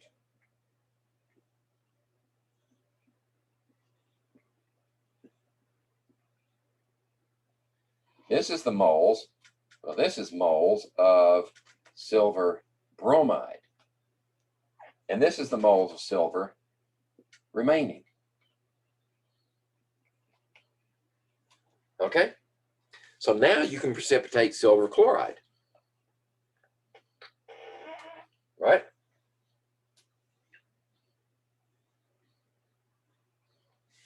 Okay. So if we try to subtract, can you do that? No. It has no meaning. That means that silver is limiting. You're only going to get as much silver chloride as this, and you're going to have some chloride left over. So the silver chloride is going to be 0.12 molar, 0.012 moles, excuse me, not molar, moles of silver chloride. Okay, now we can convert to grams.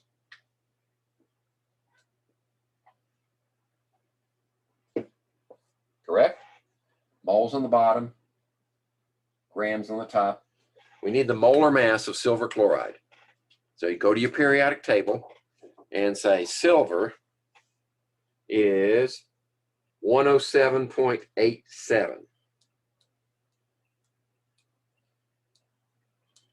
And chlorine is 35.45.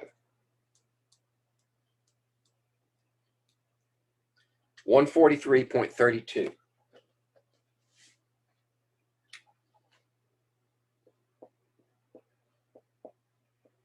There we go. Multiply those two together.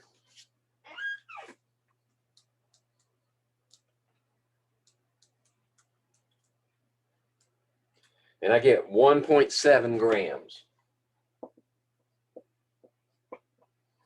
of silver chloride. Let's see, is that one of our selections? Yep, right there. Okay. So that's 41. Now, let's see, what's next? All right. Oh, 43. I thought we'd do another one of those flow charts for precipitation.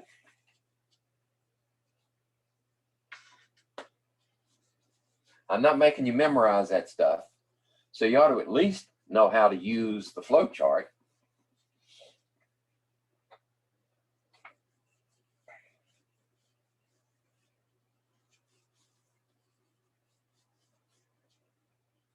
All right. So this one coming up is what? 43, excuse me. Got to move it down there. 43. When a mixture containing cations of analytical group 1 through 3, and this is not all of them, right? Not all the groups, just 1 through 3. So you're starting with group 1 through 3. Okay? Is treated with acidic H2S.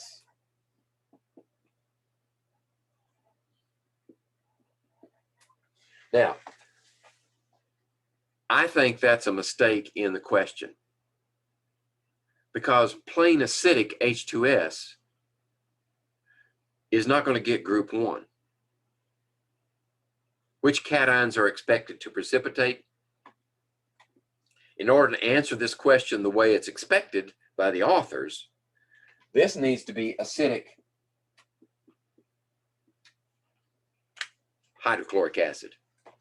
You need that chloride in there to get group 1. So that being understood, we'll go to our thing, and with H2S in acidic solution, which means what? It means the concentration of sulfide is going to be very low. So here we go. So group 1 through 3 are these right here. This one, this one, this one, and this one. Let's see, group 4s.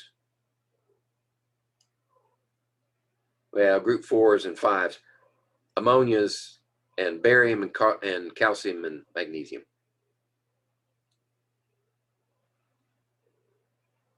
Okay. So with H2S under acidic conditions, you're going to get these in group 1 and you're going to get these in group 2. Group 1 will be the chlorides. Group 2 will be the sulfides for those that are very, very, very low KSPs. So let's go back and look at 43. There it is. So what are you going to get? You're going to get group 1 and group 2 only. Right here. Okay?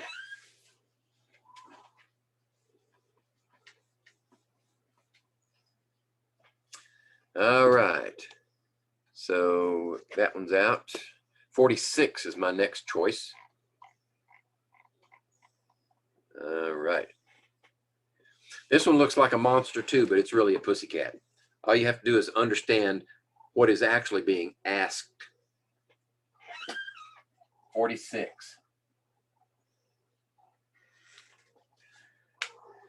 Okay, the cation M2 plus reacts with ammonia to form a series of complex ions.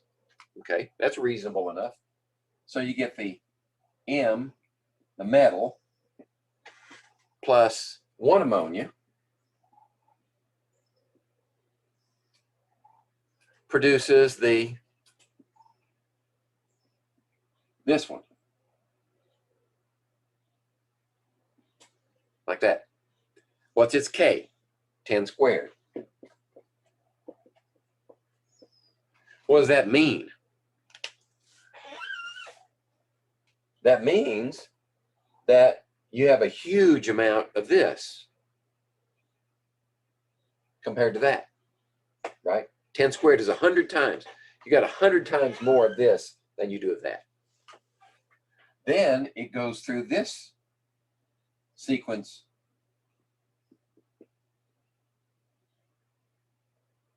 Excuse me.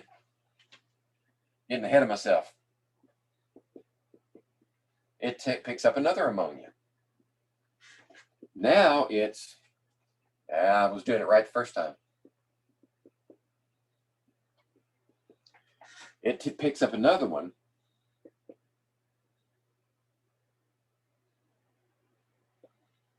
And the K for this one is what? Oops. The K for that one is even bigger. 1,000 times. So whatever is produced over here is immediately reacted over here to produce this. And then lastly, we take this one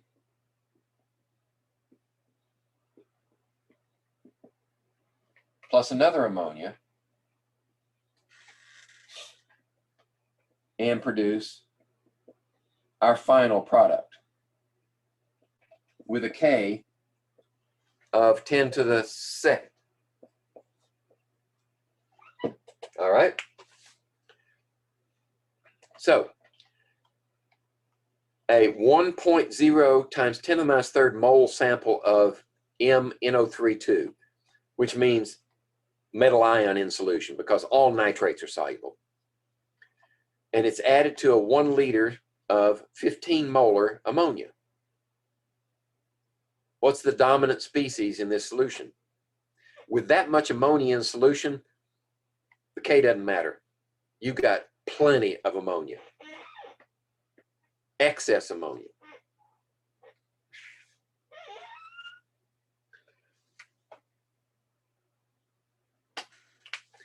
Now, what's going to happen? Well, this is going to make that, and this is immediately going to be picked up here like that because that equilibrium is so far to the right. And this one is so far to the right. So what is the dominant species in this solution? That one right there. Because it went bam, bam, bam, like that. To quote Emerald, you know, Emerald the cook, when he says bam. If you want to prove it also, do the overall reaction, right? So if we add these together, you got one of those. How many of these? You got 3 of those. Right? This one cancels that one. This one cancels that one and leaves us with this one. So what's the K for this reaction? That one times that one times that one, which would be 2 plus 2 is 4, and 3. 4 and 3 is 7. 10 to the 7th. So that tells you that 7 orders of magnitude will drive this reaction to that place. Very, very high, very large K. Okay, so that's why, for either reason, this is the dominant species, right there. Let's pick this up.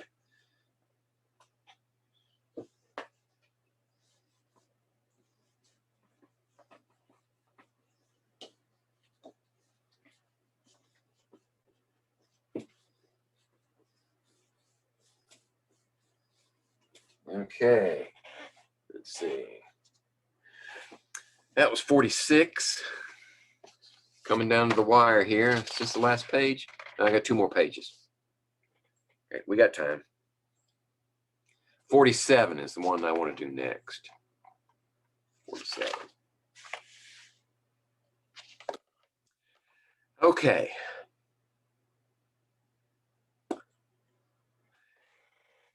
$47.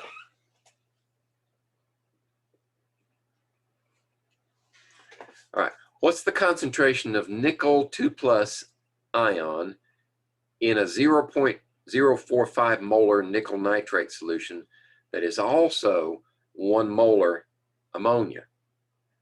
And the K of formation for that complex ion is 5.5 times 10 to the 8th. Okay.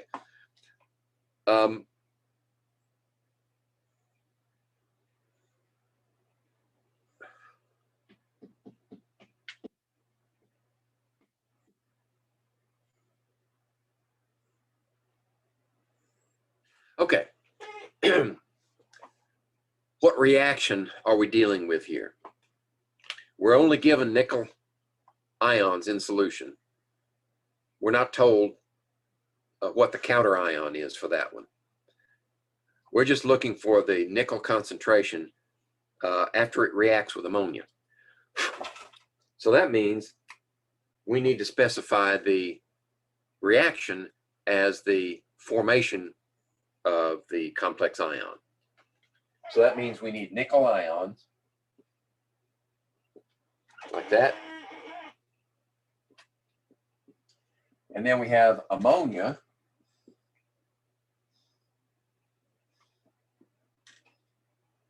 Is in equilibrium with this complex ion, and it has 6 ammonias with a 2+ charge.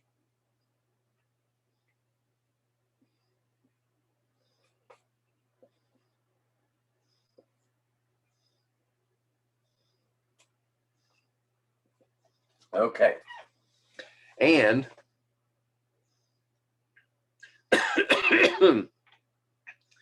the K sub F is given,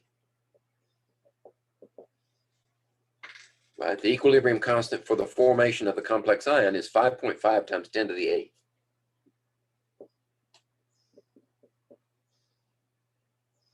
Okay. This is one of those problems that works out best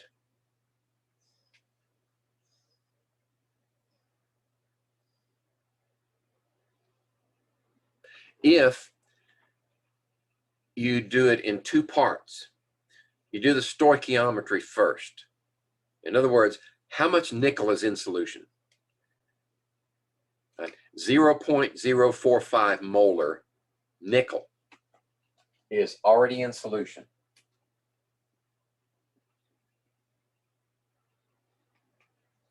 And the ammonia concentration is 1 molar.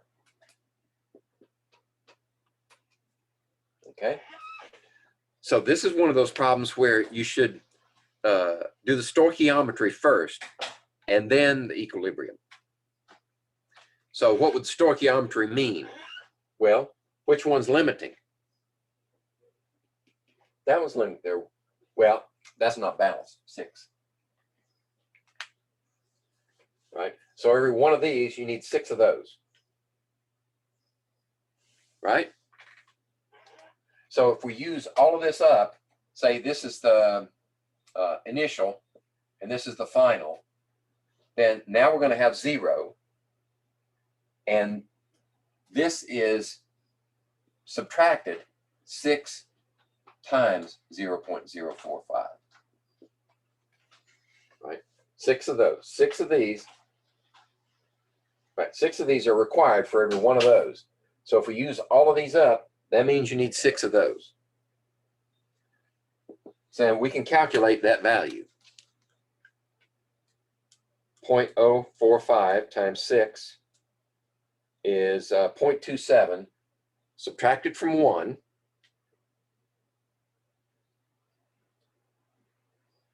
Yeah, subtracted from 1 is 0.73. So now we have 0 here, that much left, and how much of this do you have? You have 0.045. Well, that's not right. Initial is 0. Now you have 0.045. And this is your starting point for your ice table. 0, 0.73, and 0.05 molar. Now we can do, this becomes the initial.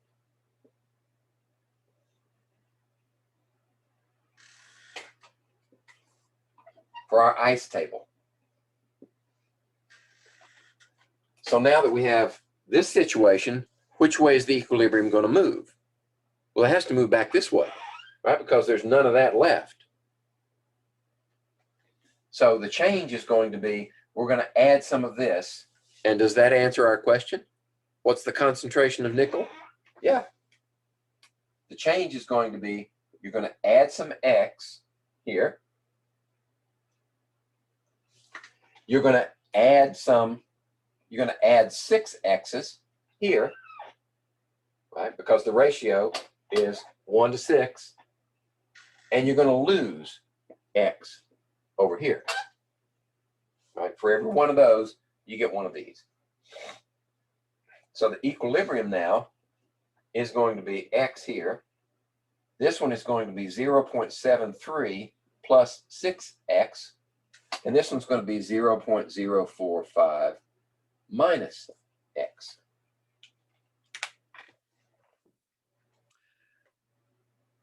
Okay, let's see. This may not be as much trouble as you would think. So we need to set up our, now that we've got that, we need to set up our equilibrium expression.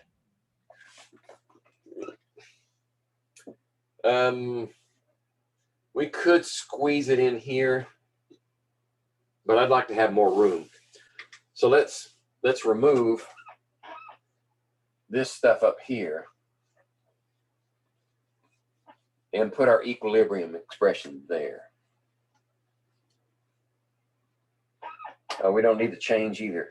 We've got the equilibrium values, and that's what we need to keep until we get them in our equation.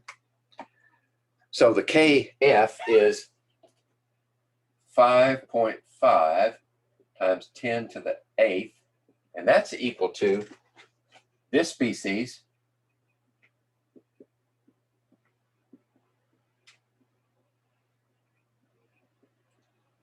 to the first power divided by this species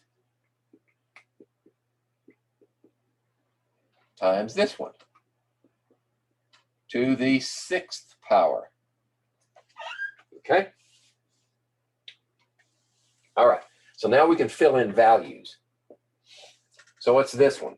Right there is here. So we have 0.045 minus X divided by, nickel is X, and ammonia is 0.73 plus 6X to the 6th power. All right.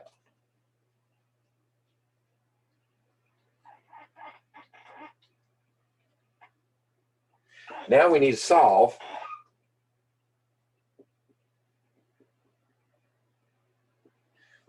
for X. Well, in this case, X is going to be a problem unless we can assume that it's not significant. So, how much of this is going to be produced? Well, look at the size of that value. What does that mean? 10 to the 8th. That means that most of it is still over here. And you have just a very tiny amount over here.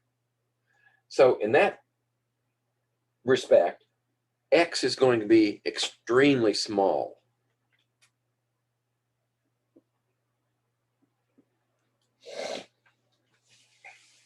So now we can say that this is equal to 0.045 divided by x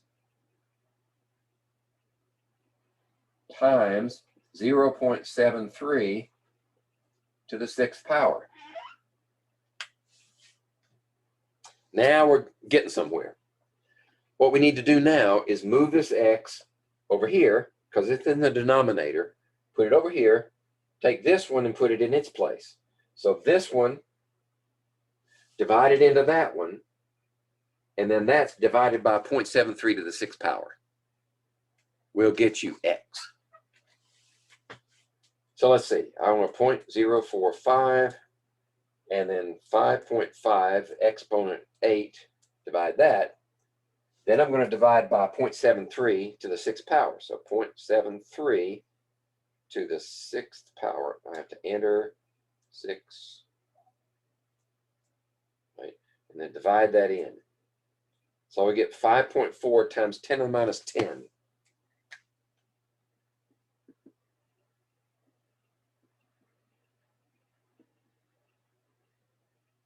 Molar nickel. So let's see, is that one of the answers?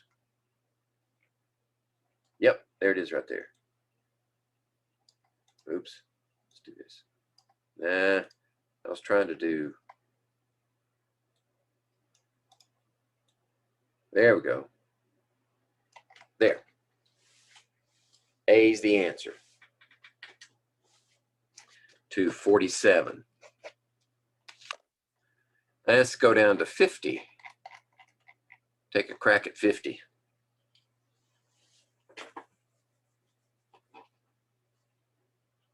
We're still good on time.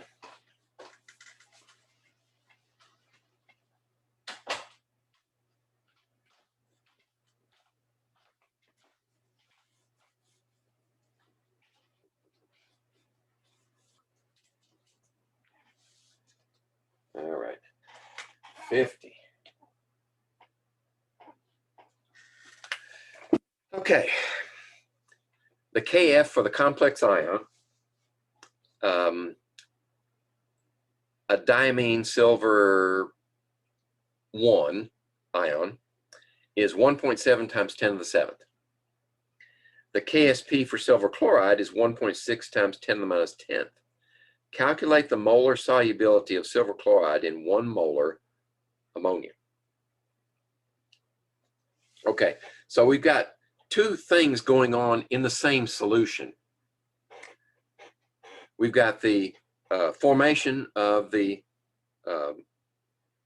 complex ion, and we've got the solubility of silver chloride.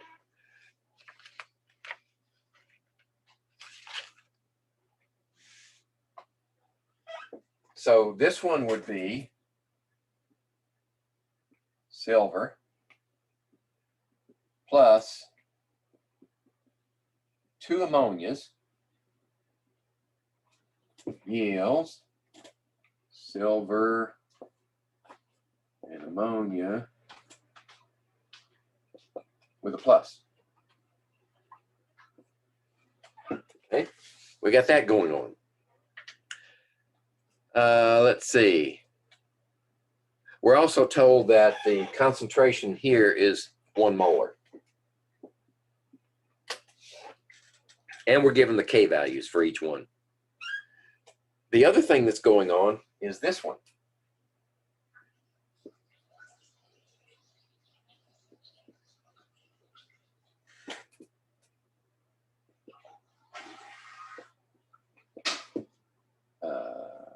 Chloride. There we go. Okay, and we're asked, what is the molar solubility of silver chloride? Okay, since they're both happening at the same time in the same solution, I see no reason why we can't combine the equations, right? The K for this one is equal to 1.7 times 10 to the 7th.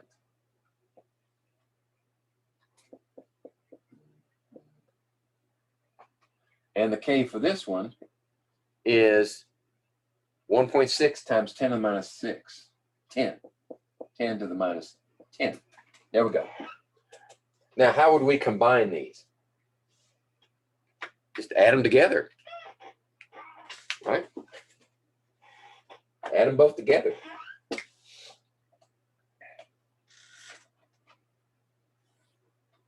So we got silver. We've got ammonia. We've got silver chloride.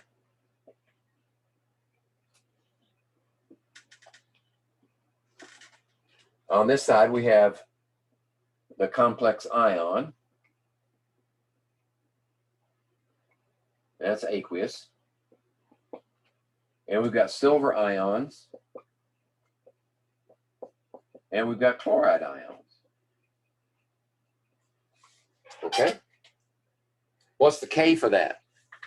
It's this one times that one. Right? So we have 1.7 exponent 7. And then multiply that by 1.6 exponent 10 to the minus 10. 2.72 times 10 to the minus 3. I'm going to write it over here. KEQ for this reaction equals, what did I say? 2.72 10 to the minus 3. 2.72 times 10 to the minus 3. Okay. What do you notice about this reaction?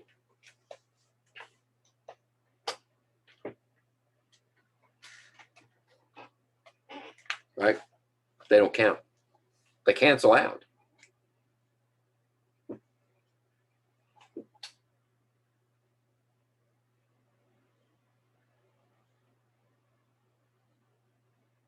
Okay. Okay, so now we have that.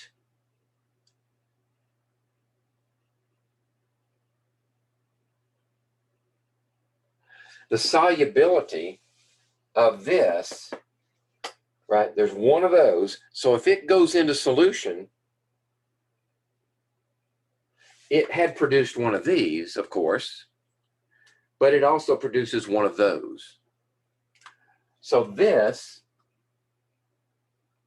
is the solubility of silver chloride. The chloride concentration will be the solubility of chloride, of silver chloride.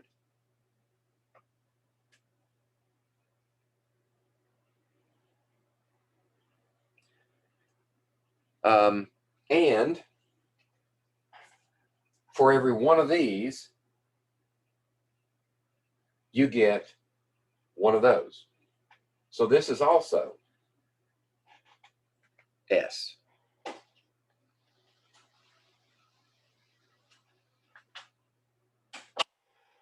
All right. So in order to make one of these and one of these, you have to lose how many of these? You have to lose that many, correct? So how many did you start with? We start with 1 molar, right? So at equilibrium, I'm leaving out some things in the ice table. This is the beginning situation here. That and nothing else. So you're going to subtract 2 S's from that.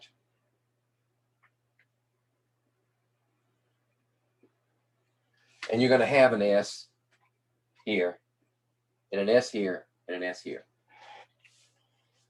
Right? Okay, so now we can set these values, and this one's going to be squared. Don't forget that. We can set that equal to this one with the proper expression. Right. So we've already got what we need down here. I'm going to have to erase this to make space.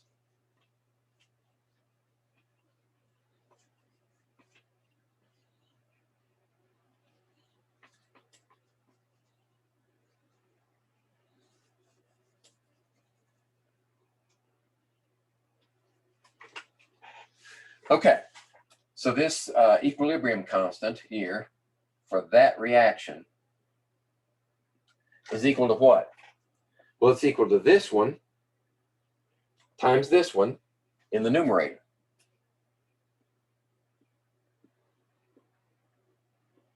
Right? And in the denominator, that's a solid, so it didn't count. This one canceled out, so we've only got this one squared.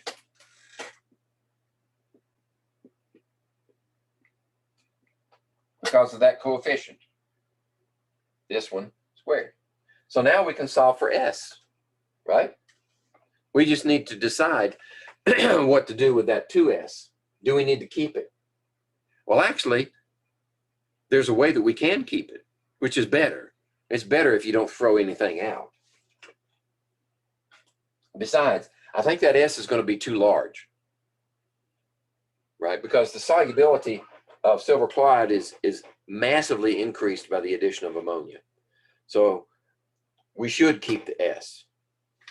So what is this equal to? This is S squared divided by 1.0 minus 2S squared, which is equal to what?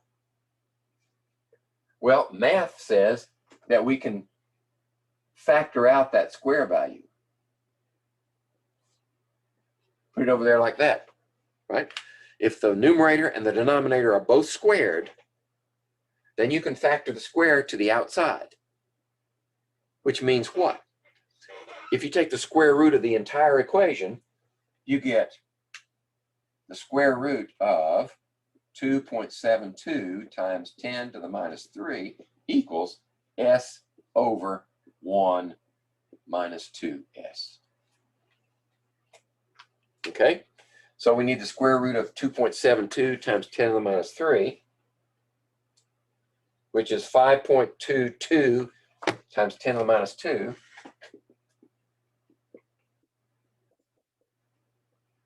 Now we just need to solve for S, right? So how do you do that? Well, you take this factor times that, right? So that makes S on this side, and 1 times that one is 5.22 times 10 to the minus 2, and then minus 2 times that value, S. 1.04 times 10 to the minus 1. 1.04 times 10 to the minus 1 S. Okay? I'm just going to leave that stuff there and continue the calculation down here. Okay, so now if we add this to both sides to put S's on the same side, we get 1 plus 1. What is that? That's 0.104, right? 10 to the minus 1. So it'd be 1.104 S equals 5.22 times 10 to the minus 2, and S equals this divided into that.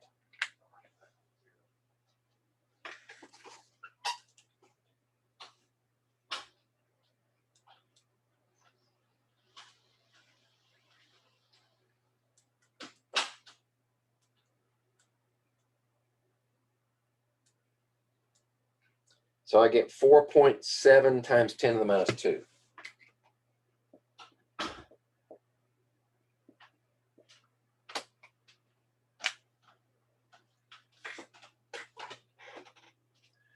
Let's see, here it is.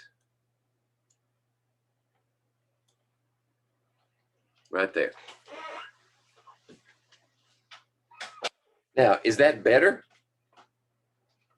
than pure water? Well, pure water would be, where is it? Here, 1.6 would be the square root of 1.6 times 10 to the minus 10.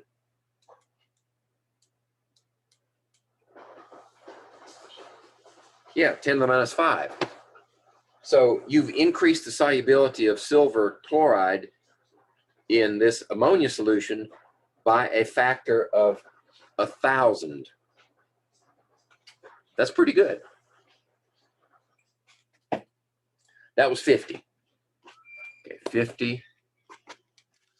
Now we've got the last page. I've got 2 on the last page. And we got a half hour to do it. I think we can do that. All righty.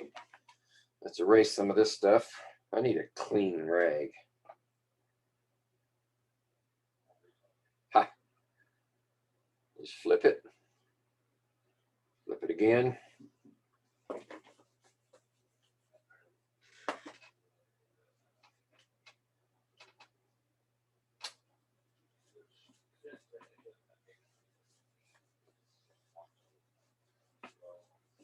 Here we go. And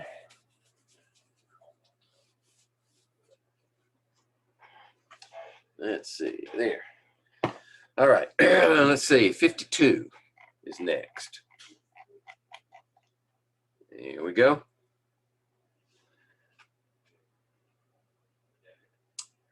Let's see.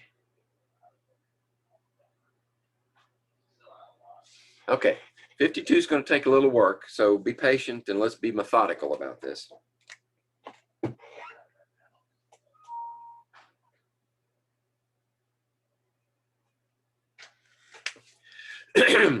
Okay, we've got a system, 500 milliliters of 0.02 molar manganese nitrate. So that's manganese 2+ ion in solution. Mix it with 1 liter of 1 molar sodium C2O4. What is that? Oxalate. Says so in the next statement. The oxalate ion. All right. What's wrong with this picture? That formula has no charge. That's a mistake. That should be 2- charge for the oxalate ion. But it acts as a ligand to form a complex ion with manganese 2+ with a coordination number of 2. So what does that mean? Coordination number of 2 means that for every manganese, there are 2 oxalate ions. And that's shown in the equation. Manganese with 1 oxalate, and that needs a charge. Oh, no, that doesn't need a charge. That's neutral, right? Because 2+ here neutralizes 2, 2- neutralizes 2+, that's neutral. The K for that is 10 to the 3rd. The second one, where is actually reversed. We would normally see this one plus another oxalate is equal to this one. So that's the complex ion, but whoever set this problem up thought they were clever and they flipped the equation. Right? So if we're going to add these 2 equations together, we got to flip this one and change the K accordingly before we can add them together. But we want to find the equilibrium concentration of this one. Right? So how do you do that? Well, you need to find out how much manganese is left in solution and how much oxalate ion is left in solution. But in order to do that, we've got to run both of them together first. Right? So here's what we do.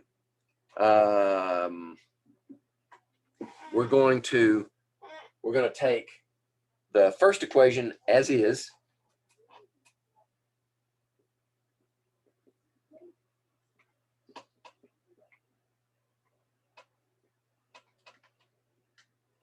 And that yields this one. Okay. And its K value is 7.9 times 10 to the 3rd.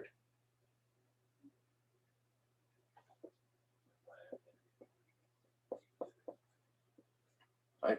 And then we've got the next equation, which needs to be flipped. So I'm going to write it flipped, which is this one plus another oxalate, which produces this complex ion.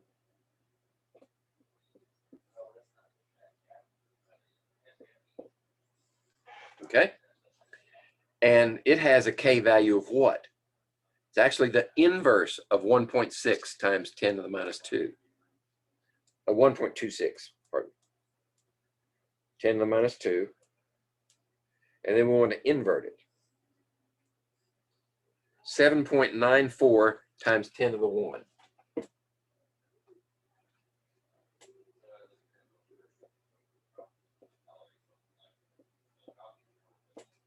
What did I say? I can't even remember from 1 second. 7.94 times 10 to the 1. Okay. So if we combine those two equations,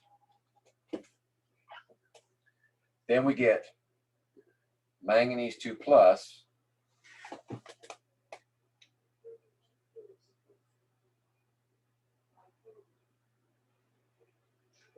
yeah. By the way, this is going to be the type of reaction where you do the stoichiometry first for the overall equation, and then you take that information and you go back to this equation to find out how much of that is left. Okay, so let's go back. In this scenario, that one cancels. And now we have two of these producing one complex ion.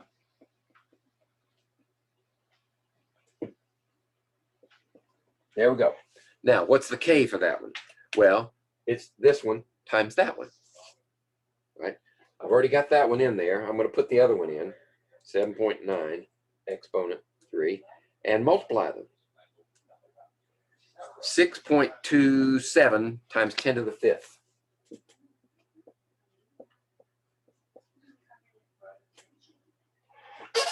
Okay. Let's see. You know, I may not need that. All right, so now we need to know the initial concentration.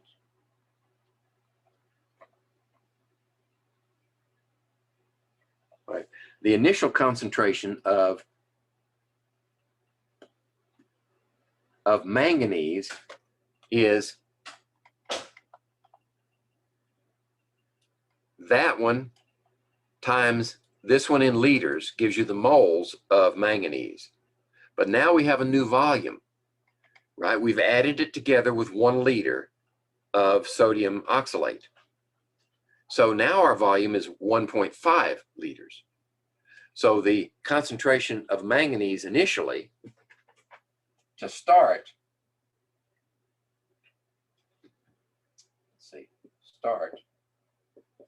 the concentration here is 0.5 times 0.02 molar divided by 1.5 liters. So that manganese concentration, I've already got it worked out, so I'm just going to write it up here. 6.67 times 10 to the minus 3.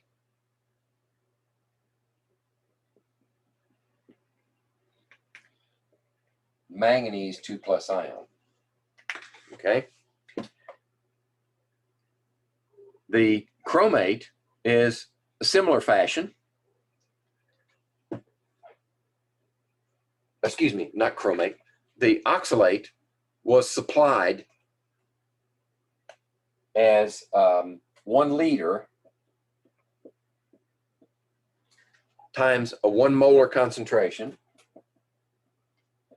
divided by 1.5 liters. Right? So that's equal to what? 1 divided by 1.5. 0.6667.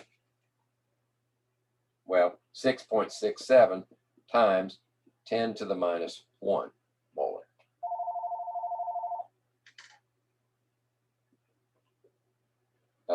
C2H4.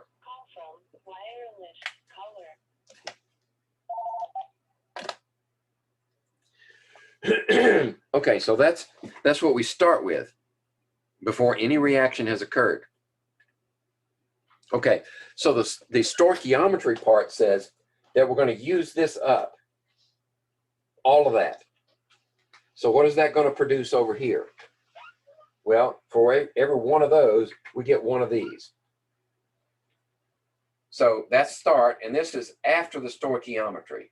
So after the stoichiometry, we're going to get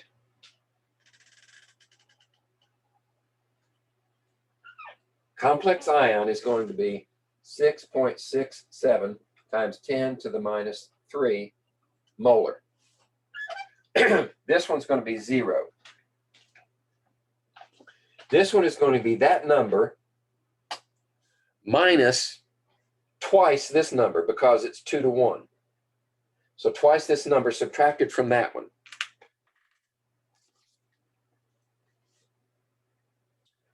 Uh, 6.67 exponent 3 minus inner 2 times, which is 1.33 times 10 to the minus 2, subtracted from 6.67 times 10 to the minus 1, which is 6.53 times 10 to the minus 1.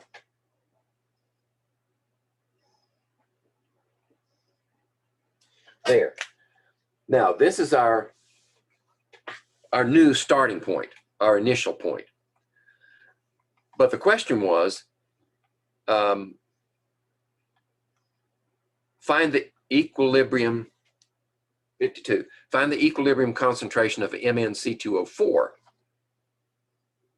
This one, C2H4, excuse me. Find the concentration of that one. Well,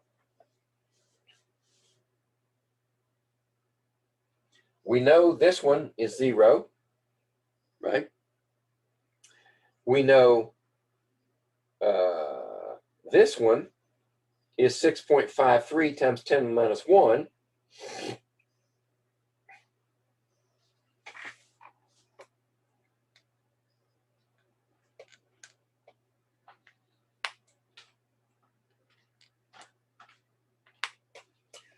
And what's this one?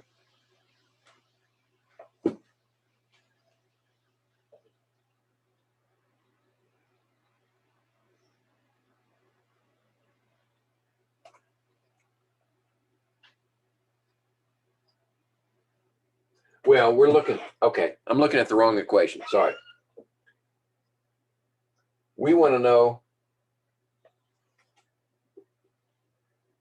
what this one is, right? This one right here, right? So which one of these do we have information sufficient to answer? Well, we know what this one is, right here. And we know what this one is, right here. And we know what its equilibrium constant is right here. This is our unknown. All right, so we're going to use this equation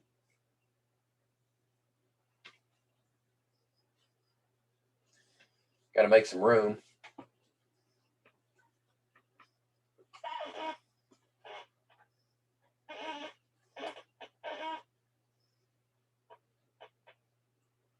Don't need that one anymore. We need this one. This one is right here, initial. Right? Well, actually, we don't need initial. This is our equilibrium situation. So 7.94 times 10 to the first is equal to this one here.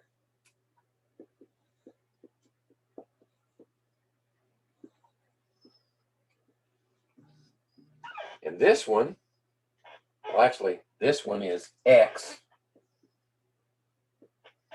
That value right there, that's what we're looking for. And this one is 6.53 times 10 to the minus 1. Right. So now we can solve for X.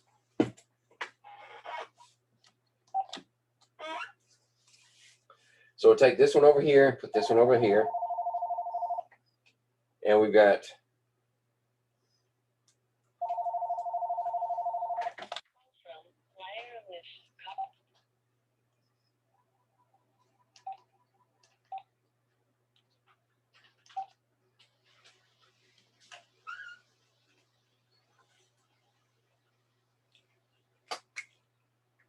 6.67 exponent 3. And then we're going to divide by this one. Okay, and then divide by this one.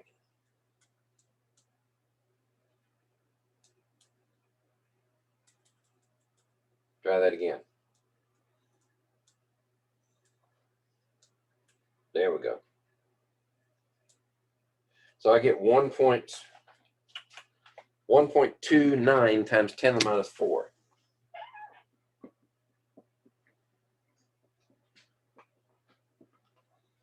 And that's the concentration of this ion right there.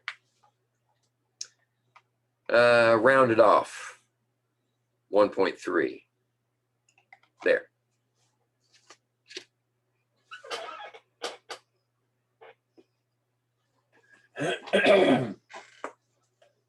One more to go on my list.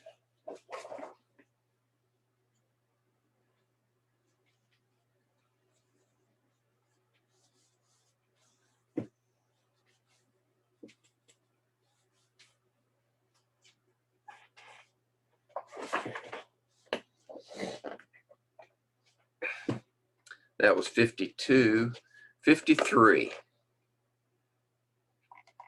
Switch it up just a little bit. Okay, 53. What is the molar solubility of lead-2 chromate in 0.55 molars sodium thiosulfate? We're given the KSP for lead-2 chromate and the KF for the trithiosulfate lead 4- ion. Okay, so what do we do? Well, we know that these are both happening at the same time in solution. So we can combine the equations and produce one equation with its K. And then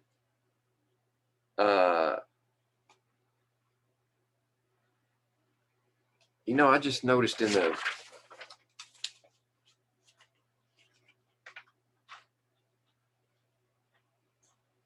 let's see. Okay, we're good. We're good. I thought there was a mistake. Sorry. Okay, so we've got these two reactions. One is the dissolution of lead-2 chromate. So it's lead-2 chromate, right? -2, +2 produces this and this.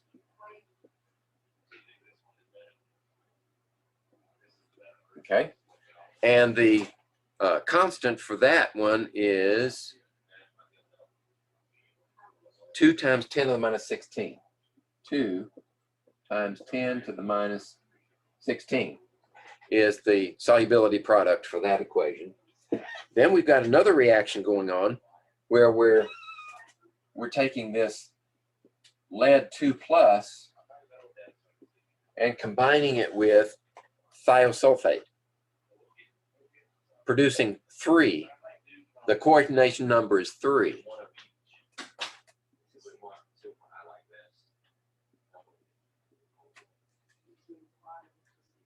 Okay, and the thiosulfate is also a 2-. How do I know that? because here, there are 2 sodiums attached to that one thiosulfate, which means it's 2 minus. And there should be also, let's go look, complex ions. Where are they? Here. So if we go down to thiosulfate, is that one's not there? Okay, that's one polyatomic ion that's not in the list, but it's real. And go back to 53. Here we go. It's a good thing we went over this problem because there's no thiosulfate in that list, but it is a complex ion. And it forms a coordination complex with this lead. And it produces this one and 3 thiosulfates with a charge of 4 minus. Okay, and the formation constant is 2.2 times 10 to the 6th. Okay, what happens if we combine this equation? Because all of this is happening at the same time in that solution.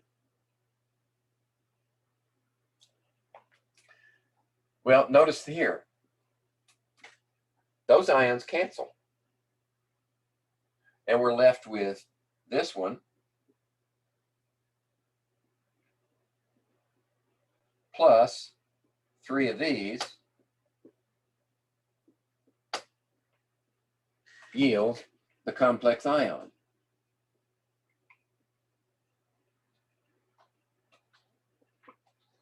So what's the equilibrium constant for that? Multiply those 2 together. 16, change sign, and then multiply by 2.2 exponent 6. So I get 4.4 times 10 to the minus 10.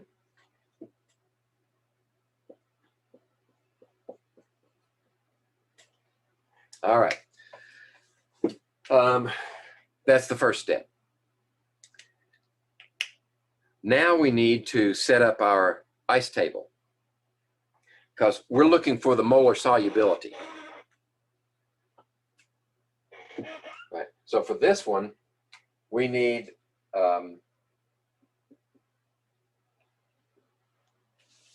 right.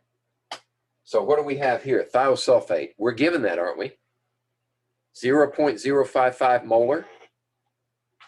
So for every mole of sodium thiosulfate, you get 1 mole of thiosulfate ion, which means the concentration of thiosulfate is 0.055.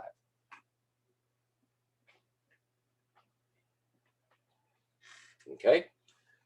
What's the concentration of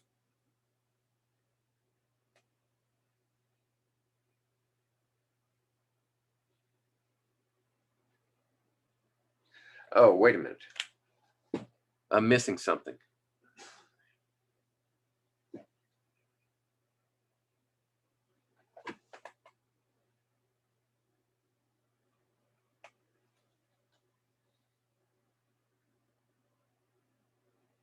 Oh, I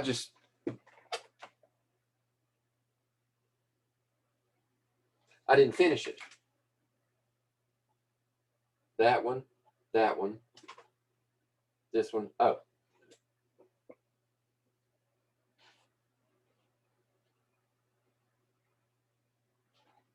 There we go. And this is not the concentration of that. This is the KEQ. Okay.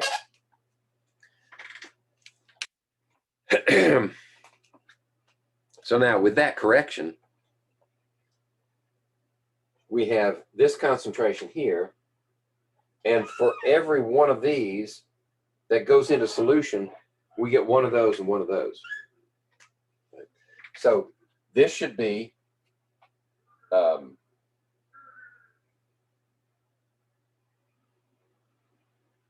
one of these. Well, initially we have none. right? Yeah, we have none. So this is 0, and this is 0 for this one. Now, we're going to go that direction. So we're going to have one of these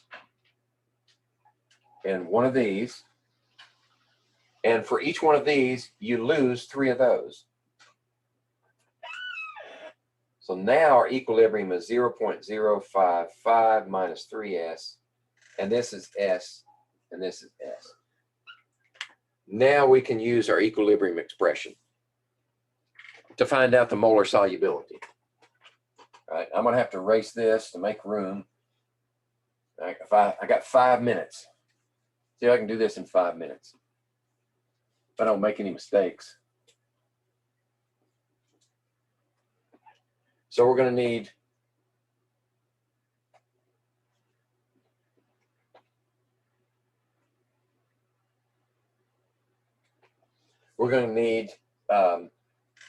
this equilibrium constant, 4.4 times 10 to the minus 10 equals this term, which is S. This term, which is S, divided by this term.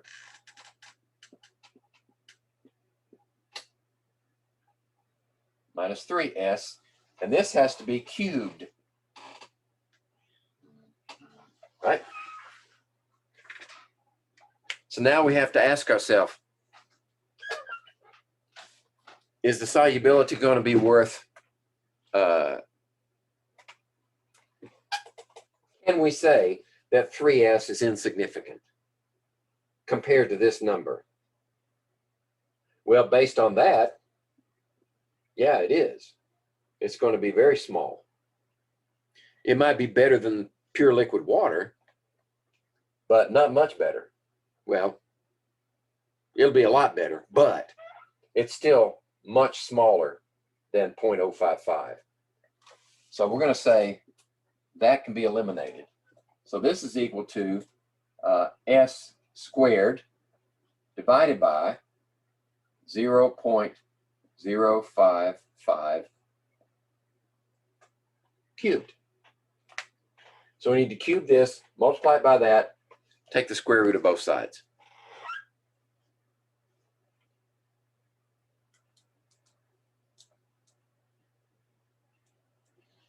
Okay, and I'll multiply it by 4.4 exponent 10, change sign, times. Now I'm going to take the square root of this number, 7.32 times 10 to the minus 14, square root. So I get 2.7 times 10 to the minus 7.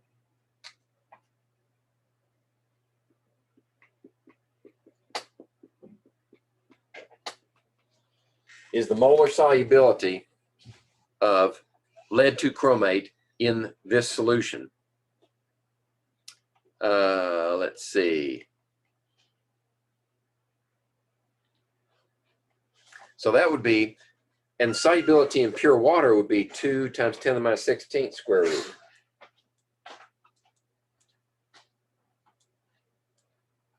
Ten to the minus 8. 1.4 times 10 to the minus 8.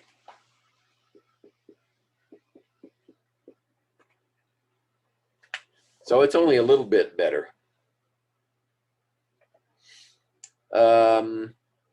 If we had the time, we could do the 5% rule and see if that was valid. Let's see, where am I? 53, and I'm looking for 2.7.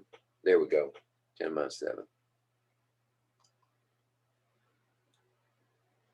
There. Okay, so that's the answer. All right. And I got a minute to spare.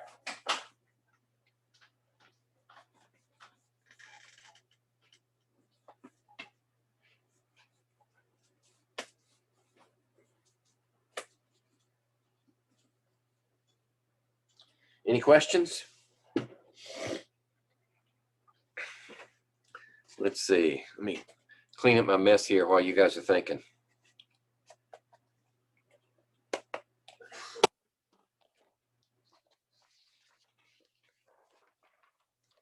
And see if I didn't miss anybody. Okay, that's good. All right. Okay, so I'll be back. I'll be back right now at the link to 104, the lab, for if you have any problems. So I'll stop the share and see you next week if I don't see you in just a couple of minutes.